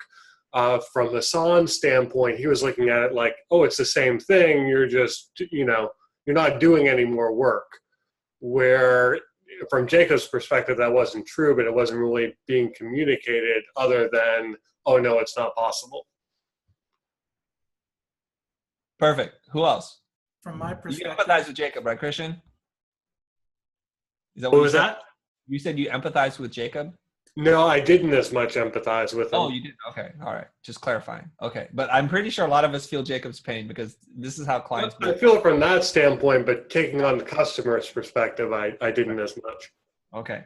Next. Who's up? Anybody else? I'm next. Okay, so from my perspective. Is that Isaiah? Yes, that's right. All right. So from my perspective, Jacob was focusing too much on his own situation. So when he was talking to the client, he was telling him how much of a bad bind this puts him in. And there was nothing about empathy for the client, even in this situation. So Hassan, why is it that it has to be sped up? Sort of getting behind that reason and to see is if the design process really a bottleneck or the thing that actually sells the project. Because from what I heard, he was saying that everyone was behind all these different things. So this might not actually be the issue at hand. You having to speed up your project. The thing that might be the issue at hand is that the person is having different issues, but speeding up design probably won't solve everyone else being behind. The second issue is this: if they do speed things up, let's say they do just need things sped up, the answer is, how can I help you get what you want? And so for me to be able to help you get what you want, I have to have more resources available to do that. I have to put more people on the team to do that for you, to get it in that time. Mm-hmm. And so it's more about speaking to helping them get their needs, even though I know Jacob gets a little bit pissed off in his tone. But it's really about meeting each other halfway to the point where I can do this for you and quality doesn't suffer. Okay. Anybody else? Hey, Chris, Jared. Jared, fire away, man. Hey, man, I always do it. I always kind of spin it around where I say, listen, this would be a disservice to you, right? And it's usually never a life or death situation. And I always say, because I'm coming from a copywriter standpoint, it's a process. We have to go through that process in order to get the end result. And do you want it rushed or do you want it right? And it's usually never a life or death situation. And once, we go through the process, they're pretty patient. You know what I mean? So I always take it from the standpoint, listen, I would be doing you a disservice if we rushed it. And I've never had a problem with that. And also I mentioned too in the comments that somebody had mentioned to doing a rush fee. And I always build out a schedule beforehand. So it's like, here's a schedule we agreed upon. This is what has to happen in this order in order to get here. You know what I mean? So I never really have a problem with that, but thought I'd kind of share that aspect. Perfect. Okay. And I think in copy and other kinds of things, there's always like gray deadlines. I'm sure of it. But when it gets into manufacturing, the lead times of things. Oh yeah, and there's like super fast deadlines, no doubt. And I always, if I agree to it, it gets done. But there's a difference between realistic deadlines and unrealistic deadlines. Yeah. And I always kind of say it like that. Listen, this is a very deadline thing. I can get it done by this, but at the same time, like that's completely unrealistic, you know? So yeah. Okay.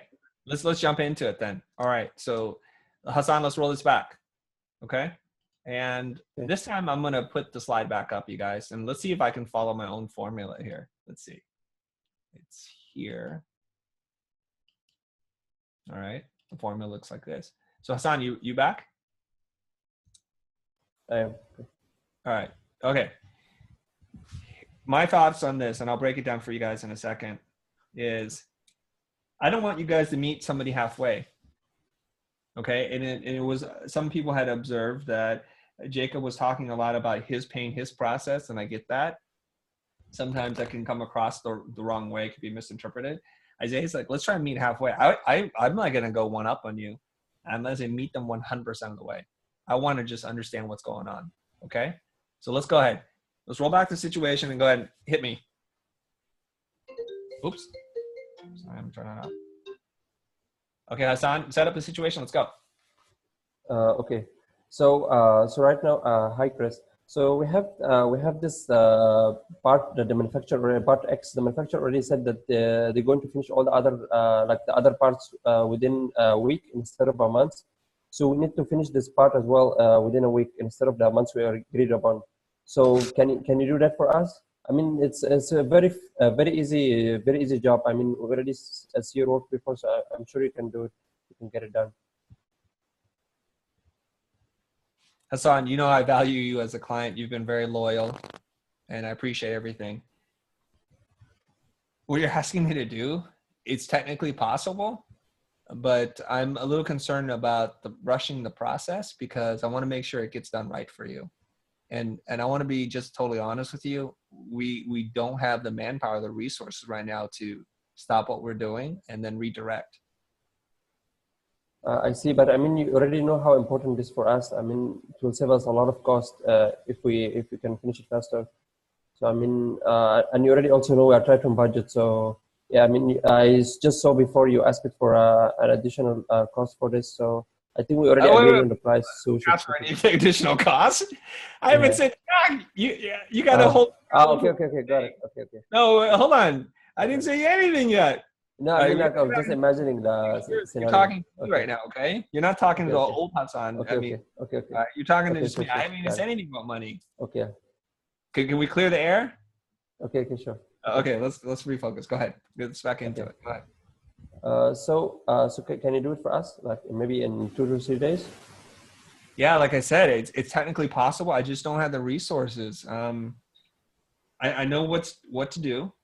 I have a clear idea what we have to do, but I need to bring on somebody else right now. And to be honest, I don't even know who I can call.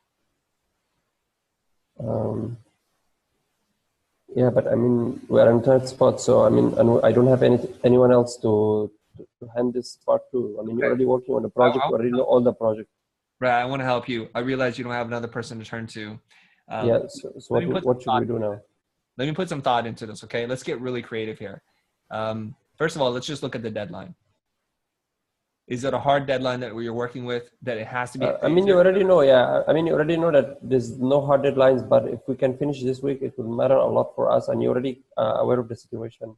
What's driving the deadline right now, if there's still some room? I mean, because if you don't finish within this week, your part, whatever this project is valid at, it will be a bottleneck for the whole project. I mean, we should finish this small project. Yeah, I mean, it should be fairly simple. I see. So if we don't get this thing done in a couple days, you're going to have other people sitting around with nothing to do. Exactly. Yeah. I mean, the manufacturer will be waiting. Everyone will be waiting. I mean, I get it. Okay. Well, I want to get really creative, right? I'm going to try and problem solve this thing. So what I'm probably going to need to do is I'm going to make a few phone calls. I'm going to see if we can move Jimmy or Tammy off the project and see what my other clients, maybe I can push that around a little bit. But I got to ask you, if I come back and say like I can't and there's no flexibility there, and I need to bring in somebody else to help. But I mean, we have been working together for a long time. I mean, you can bail on us now. I mean, yeah, it doesn't make sense. I mean, we already agreed on this project. Yeah, we already agreed on this project. We already agreed on everything. So why are you saying this right now? I mean, you don't have time and all this. No, I'm not saying I don't have time. I'm just saying we were working along a schedule, which we've agreed to, correct? Am I wrong? But I'm not saying anything extra. I don't want you to do anything extra. I'm just saying that you can just like try to rush it a bit faster. Yeah, I could rush it a little bit faster, but you're talking about 3-4 weeks and onto 3 days. I mean, I can move rocks around, but I can't move the whole mountain. You understand that, right? Yeah, but I mean, we know maybe it's better. Of course, you take a lot more time, but I mean, it's technically feasible. I mean, no, I'm not arguing with you. I know it's technically feasible. I actually know. So what's the problem then? The problem is I just don't have the manpower to do it because people are not scheduled to do this. I have a small team, and we provide great service. We do that, right? Yeah, I know, but so what do you want us to do? I mean, right now we don't have any other alternative. Yeah. Okay, I need a break scene for a half second. Hassan, are you responding to me or are you responding to something else? Because I don't feel like we're talking to each other right now. Yeah, so this is exactly how it goes down. Okay, I know, but okay, let me just point of clarification for everybody that's watching and listening to this. You're responding to multiple conversations I do not have with you yet. Oh, I get your point. Yeah. Okay, so I'll try to focus. Yeah. Okay. This is how I would run it right now. Yes. Okay. You can't hold me accountable for the 35 conversations prior to the time. Okay. I'm trying. Yeah. I'm trying to go away from the actual situation and trying to. Right. Like right now, it's just you and me because I want to show you a different way. So you might not be able to change this relationship with your client right now, but moving forward, you can with different clients, and you can start to change the whole tenor of the conversation, the tone. You have to be here with me because I feel like I'm not even talking to you right now. Okay, let's go back into the scene. Okay. This is the first time I've heard of this, and so I'm responding to it the first time, and so you have to be here with. Okay, let's go. Let's get back into it. Where what I said is like I know what to do. I know who needs to be put on it, but I just don't have the manpower right now. I need to reallocate my resources, and I got to look into this. But I'm going to ask you this question. So if we can't hit this deadline, you're going to waste a lot of time and money. Is that right? Correct. I want to make this work. Okay. So I'm going to go and talk to my producers and see what we can do. But we have a small team. Now, in the event that I can't move my other clients around, okay, you're important to me. If I can't do that, can we bring on somebody else? If we bring on somebody else, it's going to cost us a little bit more money and I need to charge you for that. Is that reasonable for you? Yeah, it sounds reasonable. It sounds reasonable. Yeah, it does. No, I mean, it's really reasonable. I'm just trying to I value you as a client. into the shoes. I will bend everything to move things out of the way, but I can't do the impossible, right? Yeah. I know you need Jimmy and I can get somebody else to do Jimmy's work, but I got to bring somebody else in. It's just going to cost a little bit more money. And hopefully this is this is unforeseeable emergency that you're dealing with. And I want to accommodate you. Okay. Yeah. And we can make it happen, right? Everything's about time and money. So if you don't have time, you have to have a little bit more money. That's it. Sure. Just talking to business guys, right? Yeah. Okay. And it sounds reasonable. I mean, he's saving money, so he should at least allocate some of it to us so we can do it. I think so. And it's just a little bit more money. Yeah. I'm not going to try and kill you on it. Yeah. Okay. Sure. I just need to find another person. Okay. Yeah, thanks for your help. All right, let me pause this, you guys. All right, I see some smiles in the group. All right. I was having a hard time talking to Hassan because it was like, Hassan, you hate me already and I haven't said anything. I'm trying to be your friend here. I got no room. Some of these clients are horrible. Some clients are Now horrible. you know how I felt, Chris. What do you mean? Now you know how I felt. I do know how you feel, but I'm not going to pull down on what I'm doing. So I hear something here and I have to address it. Okay.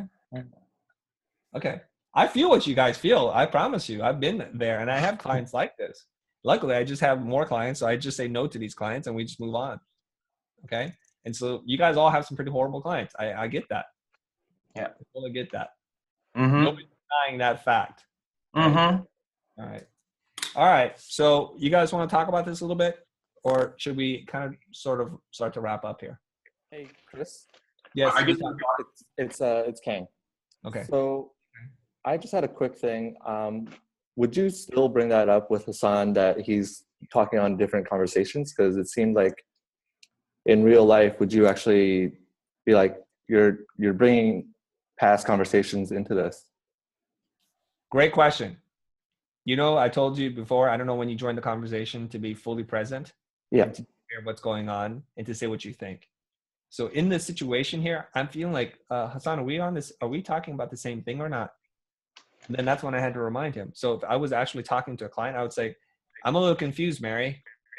What are we talking about here? Because we were just talking about apples, and all of a sudden you're talking about horses and rainbows and oceans, and I'm a little confused. Did I miss something here? Okay, there's power and transparency in being present. So I would bring it up.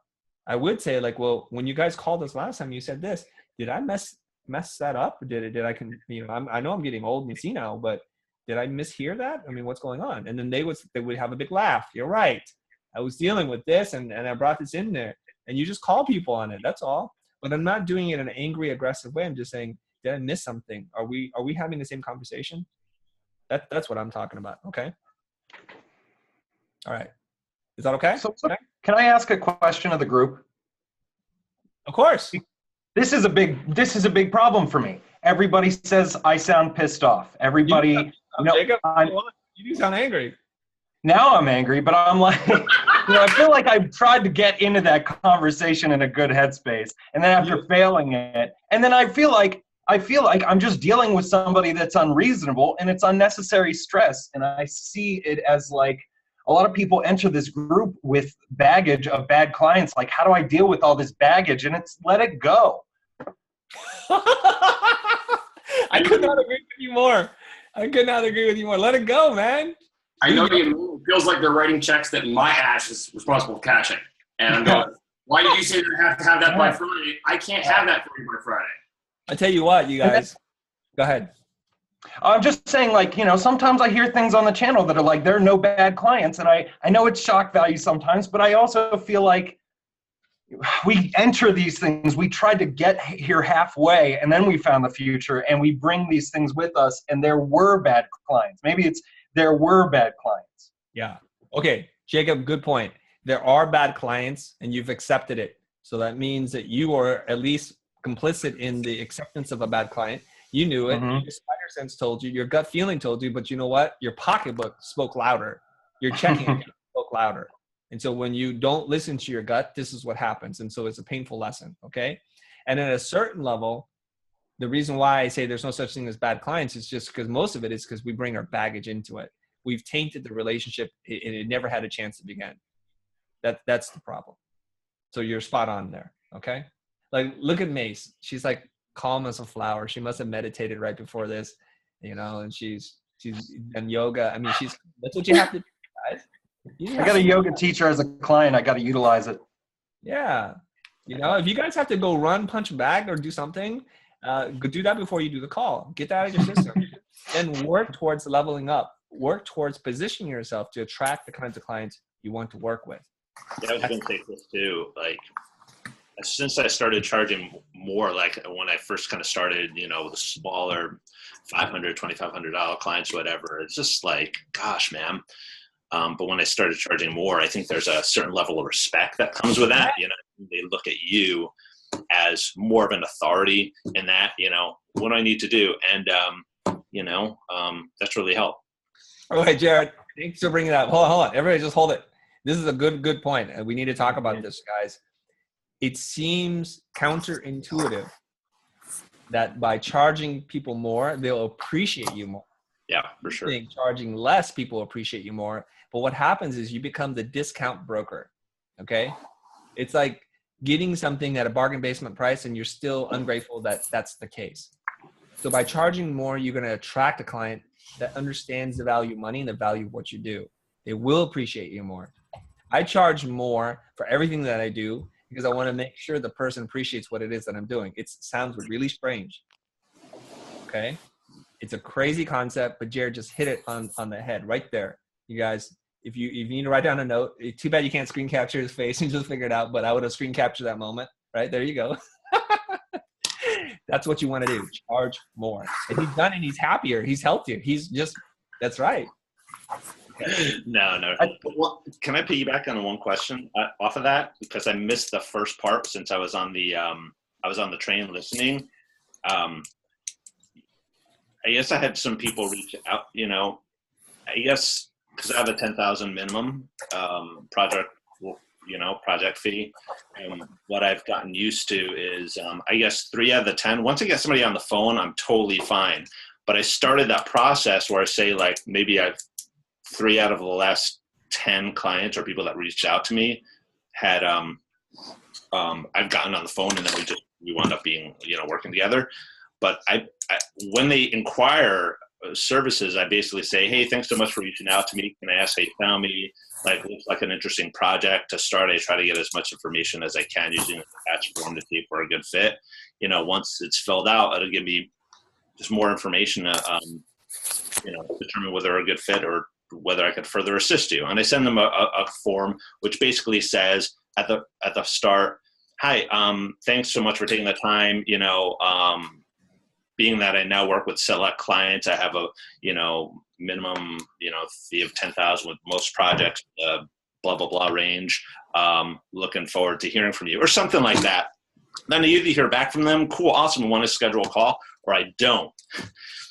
And before, I just used to get everyone on the phone, and it was like I would do the proposal, and it was just like a freaking nightmare. So I guess my question is that the last few times I've kind of sent that, I haven't heard back from people, which is maybe a good thing.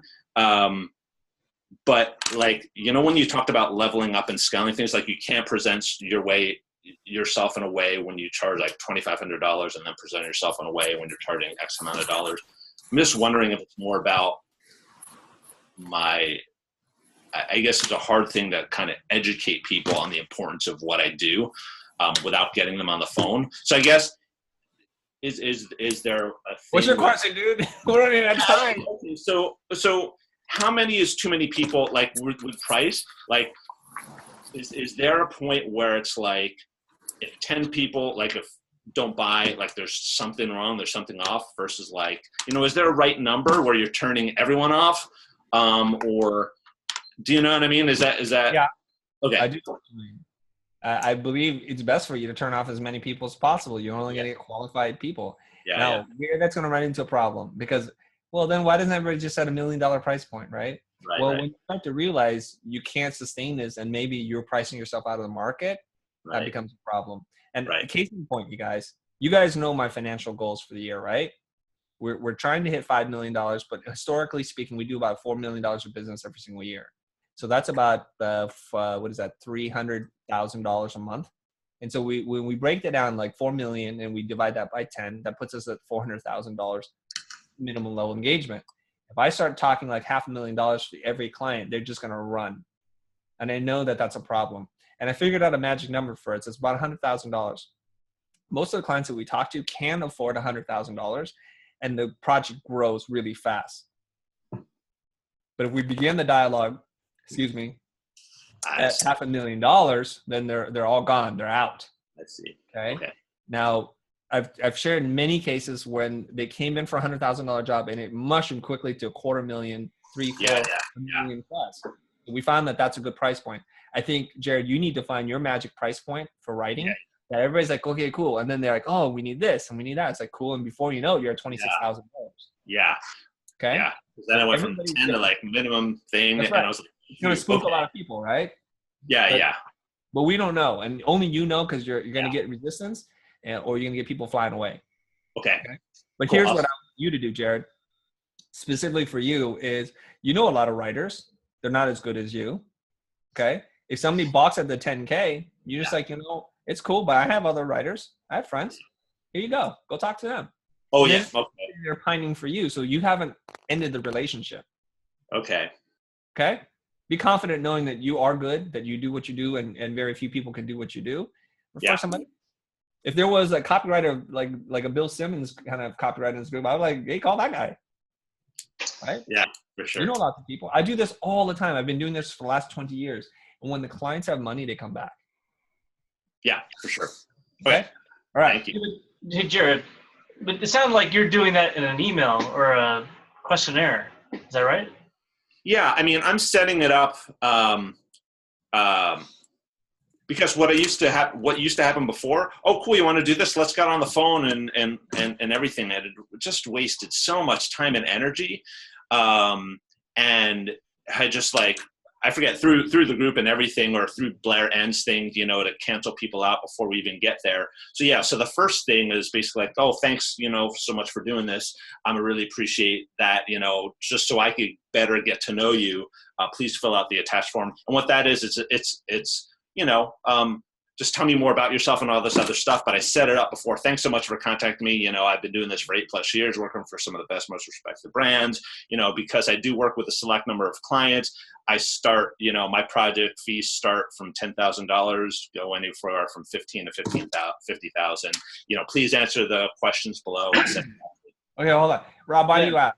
Why do you ask? Well, because, you don't even give yourself the opportunity to, like some of that process stuff you guys were doing earlier on the phone.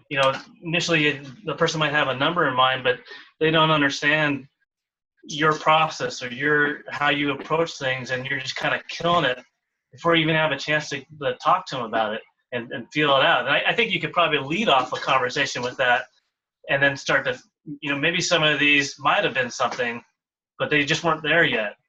But you don't even know. You're just kind of killing it with that first email. Well, and I preface that to say, like, oh, if you want more information about me, like I have a packet that I send out which talks about my USP. It goes a little bit more in depth and stuff like that. So, I've successfully closed probably 3 out of the last 10 inquiries just from that. So what I did is I stuck with that process. Like I used the same exact email, you know what I mean? To kind of do that. So, and that's kind of the thing, right? Because like the last few, I haven't, but but the other ones I have. So yeah, so that's exactly, thanks for that, because that's exactly what I was dealing with, Rob. It was that, am I losing that? Do I get them on the phone? For me personally, I get them on the phone. Me personally, like price, it's such a thing. And when you send someone a proposal or something in writing, the first thing they flip to is the price, and you haven't even had a conversation. And to me, I mean, it's good to frame the conversation in my mind, leading off with that, so at least in the same ballpark.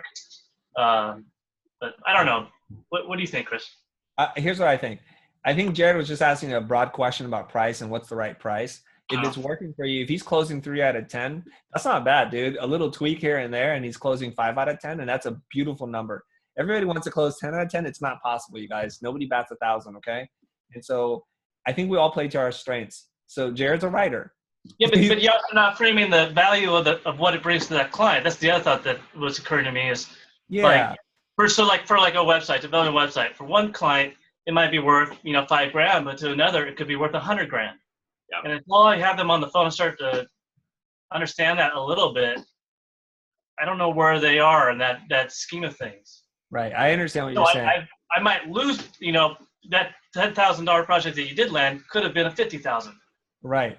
So Rob's looking at like you're leaving money on the table, and I'm pretty sure Jared be happy with doing like 9 out of 10 of these things at 10K, and he's a happy clam. Yeah, no, I know, and that's why, like, and I looked at my process, like last year, I was like, I did my own marketing and business on it. I'm like, I gotta be charging this to make this, and then like you had said, Chris, when I started, I booked like 10K ones, and then I booked a 75K one. Who like, oh, awesome, this is awesome. Oh, you only work, can you please work with us? I'm like, yeah, what's your budget? And and I've only been on my business for a year now. So thanks for mentioning that, because that's the thing. It's like finding your right thing and kind of define tweaking. But thanks for sharing, Chris. I mentioned something that was a good point. Why not find someone to fish out the ideal client for you and handle that sales end and let you do what you do creatively? Forgive me if I pronounced the name wrong, but I actually took that consideration recently and brought on a sort of sales/project manager, because that's not my strong point. My strong point is the creative, is the brand. Why do I have to spend the time trying to court these clients? Let him present me and the strengths that I have, and represent our team the best, because that's what he does well. Right. Okay. Hold on. Everybody just relax. I love that the group is really getting engaged right now. Everybody just take a chill. I need to get Macy in on here because I know she wants to say something, and it's been too many dudes talking. All right. But smoking while they're talking. Let me just point out some things. Jared, here's the prescriptive thing. Let's try price bracketing. That will address Rob's concern for you, which is we're going to charge in between, let's say, $7,500 and $56,000, whatever number you want to put in there. So then you're not boxing yourself in. I don't think there's anything wrong with putting your prices out there. We do. And somebody had asked that. What do you think about somebody who puts their minimum level of engagement right on the website? I think it's fabulous. It just means you're confident and this is what you're going to charge. We just leave some room to maneuver a little bit so that if somebody's at 5,600 and they're good, you'll get the money up there. You start banging it out, hitting out of the ballpark. They're going to come to you for more and more, and you'll get there. No problem. So Rob does make really great points. By putting a fixed price, you essentially eliminate your ability to price the client and not the job. Okay. So some things to think about. Find your magic price point. You're good. All right. Excellent. Okay. And last little point to address what Philip was saying is it would be wonderful. Can somebody turn off their mic? Somebody's like writing really loudly. I don't know who it is. Oh, it's Mace. Okay. Anyways, if you have other people that work for you and you can afford it, great. Have somebody vet clients. Basically, you're going through a vetting process. Is it legitimate? All these kinds of things before it becomes real and before you spend all your creative energy. But a lot of us are in this group because we're like a solopreneur or we need to do this. Okay. I want you to develop the skills to be able to do this and not offshore it, if you will, because I want you to know the dynamics so that you can coach them up in case they don't do it correctly. So you understand the dynamics and you're only doing this as an act of delegation, not because you're not good at it. That's the point I wanted to make. Mace, it's your turn. You've been waiting very patiently. Talk about it. No worries. I just wanted to ask if it would be possible if someone were to put like their process on their website, would that sometimes help to kind of maybe vet some of the clients? This is something that I've been talking to with my partner, who's Paulina. And we actually discussed this point, is to bring over a certain kind of client, is whether or not it would be helpful just to illustrate the process on your website along Absolutely. with price point. Absolutely. You guys know that your headline on your website is supposed to be self-selecting. There's a book, and it's I'm sure Jared knows a lot better books. I don't have it here. Maybe I do, but it's a book on copywriting. Okay, you're supposed to appeal to the person's self-interest. Good headlines are supposed to help the client select themselves if they're a good fit for you, and it drives them down the funnel. You know, if you're selling a website, you don't want somebody who's coming in to design a package because you don't do packaging. Mm-hmm. So right. The headline, draw them in, and it should say, "This is right for me. It's not right for me." If you go to the Futur site, it says, "I'm a freelancer. I'm an in-house designer. I'm a business owner. I'm a blah blah blah." So it's self-selecting. So you go down the funnel. Okay. Mm-hmm. Tools and things. So if budget is one of those issues, you can talk about that. If you're a Fortune 500 we help Fortune 500 companies optimize their workflow. Let's just say that's what you say. That means all the mom and pops just jump off your site right then and there. Mm-hmm. Right. Okay. You need to know your position and where you're going to deliver the maximum value, and then communicate that. And you can all hire Jerry for $10,000 to help you with the copywriting. Mm-hmm. He has a bro rate for everybody in the group. We'll work on that. Okay. There are other writers too. I mean, there's lots of writers. Okay. Mm-hmm. All right, guys. We're coming up on 10 o'clock. It's already 10:03. I want to kind of wrap this moment up here. I don't have any specific homework for you guys except for one. Let's go back to the slide here, and then we'll recap what next steps are. Okay. Let me go to the slide. Okay. Homework. Here's a new book I want you guys to read. It's called Show Your Work. It's written by Austin Kleon. You can read this book probably in an hour or two. I highly recommend you guys read this. It's going to help you guys with your marketing. And it's speaking to artists and creative types. So I found the principles he talked about very applicable. I actually stole most of this for my talk on social media. I'm doing my own version of this pretty soon, but I think it's a worthwhile read. It's a very inexpensive book. It's small. It's like, I would say like 6 by 6 inches. Okay. And your homework for this group is find your peak performance partner.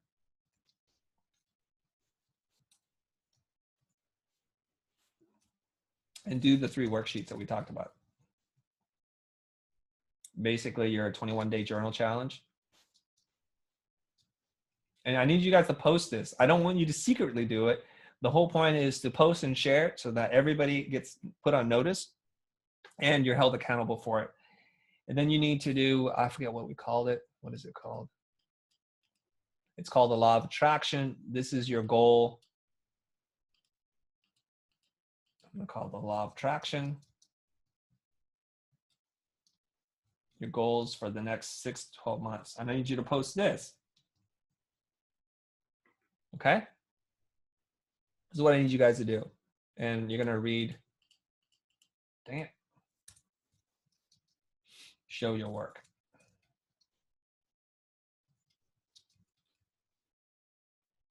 By Austin Klein. Mark that. Okay. Hopefully you guys are keeping up with the reading material. Hopefully. All right. Let's talk about what we want to do next time. This was a kind of open agenda, and you guys voted on the topics. And I just wanted to ask you guys, is this kind of delivering value for you? And is this what you want? It is, yeah. A lot of value. Yeah. Yeah, it is. Okay. I'm going to put some of this into practice today. Good. Excellent. I love that. And I'm happy to do these kinds of calls as many times as you would like to do them. It's easy for me to do because I don't have to really read or prepare slides. And it seems like this group has a lot of different interests, and I'm trying my best to give you what you want in the way that you want it. Okay. This call went long. Usually I end right here. But do you guys want to do this more often? I don't want you guys to feel like my neglected tribe. You're not. Okay. So here's what I want. If you guys have a question, a burning issue, you need to write that into the group. And you need to write it in the clearest way. Get to the point right away. Here's how I go through the feed. Skip. Oh, question. And then I'll deal with that. And the reason why I skip your things is because if you're posting something that you ate, a cool graphic that you saw, it's inspiring you, I'm just going to skip over it. And if you write too long of an intro to your problem, I'm going to skip that as well. I just don't have the time to quickly, figure out, is this something that it requires my attention or not? This is how you guys should use the group. Think about a problem, write the problem right at the beginning. I have a client who does this, this, and that. What do you guys think? Here's some more contextual information. That should be second, not first. Everybody wants to tell me their life story, and I can't read it. I just can't. Okay? So think of this group not so much as, I saw a cool cloud, or this is a cool puppy, or this is a viral video I saw. Don't post that in this group. This is a business-focused group. Whether you're a solopreneur or you're running a small to medium-sized business, it doesn't matter. Okay? Put the challenges in there. And I do a lot of listening. I check it out, and I give you a response when I can. Okay? That's how you fill in the gaps between the calls. Now, we used to do a call every single week, and people got anxious. They felt they were falling behind, that they weren't good human beings and citizens of the group.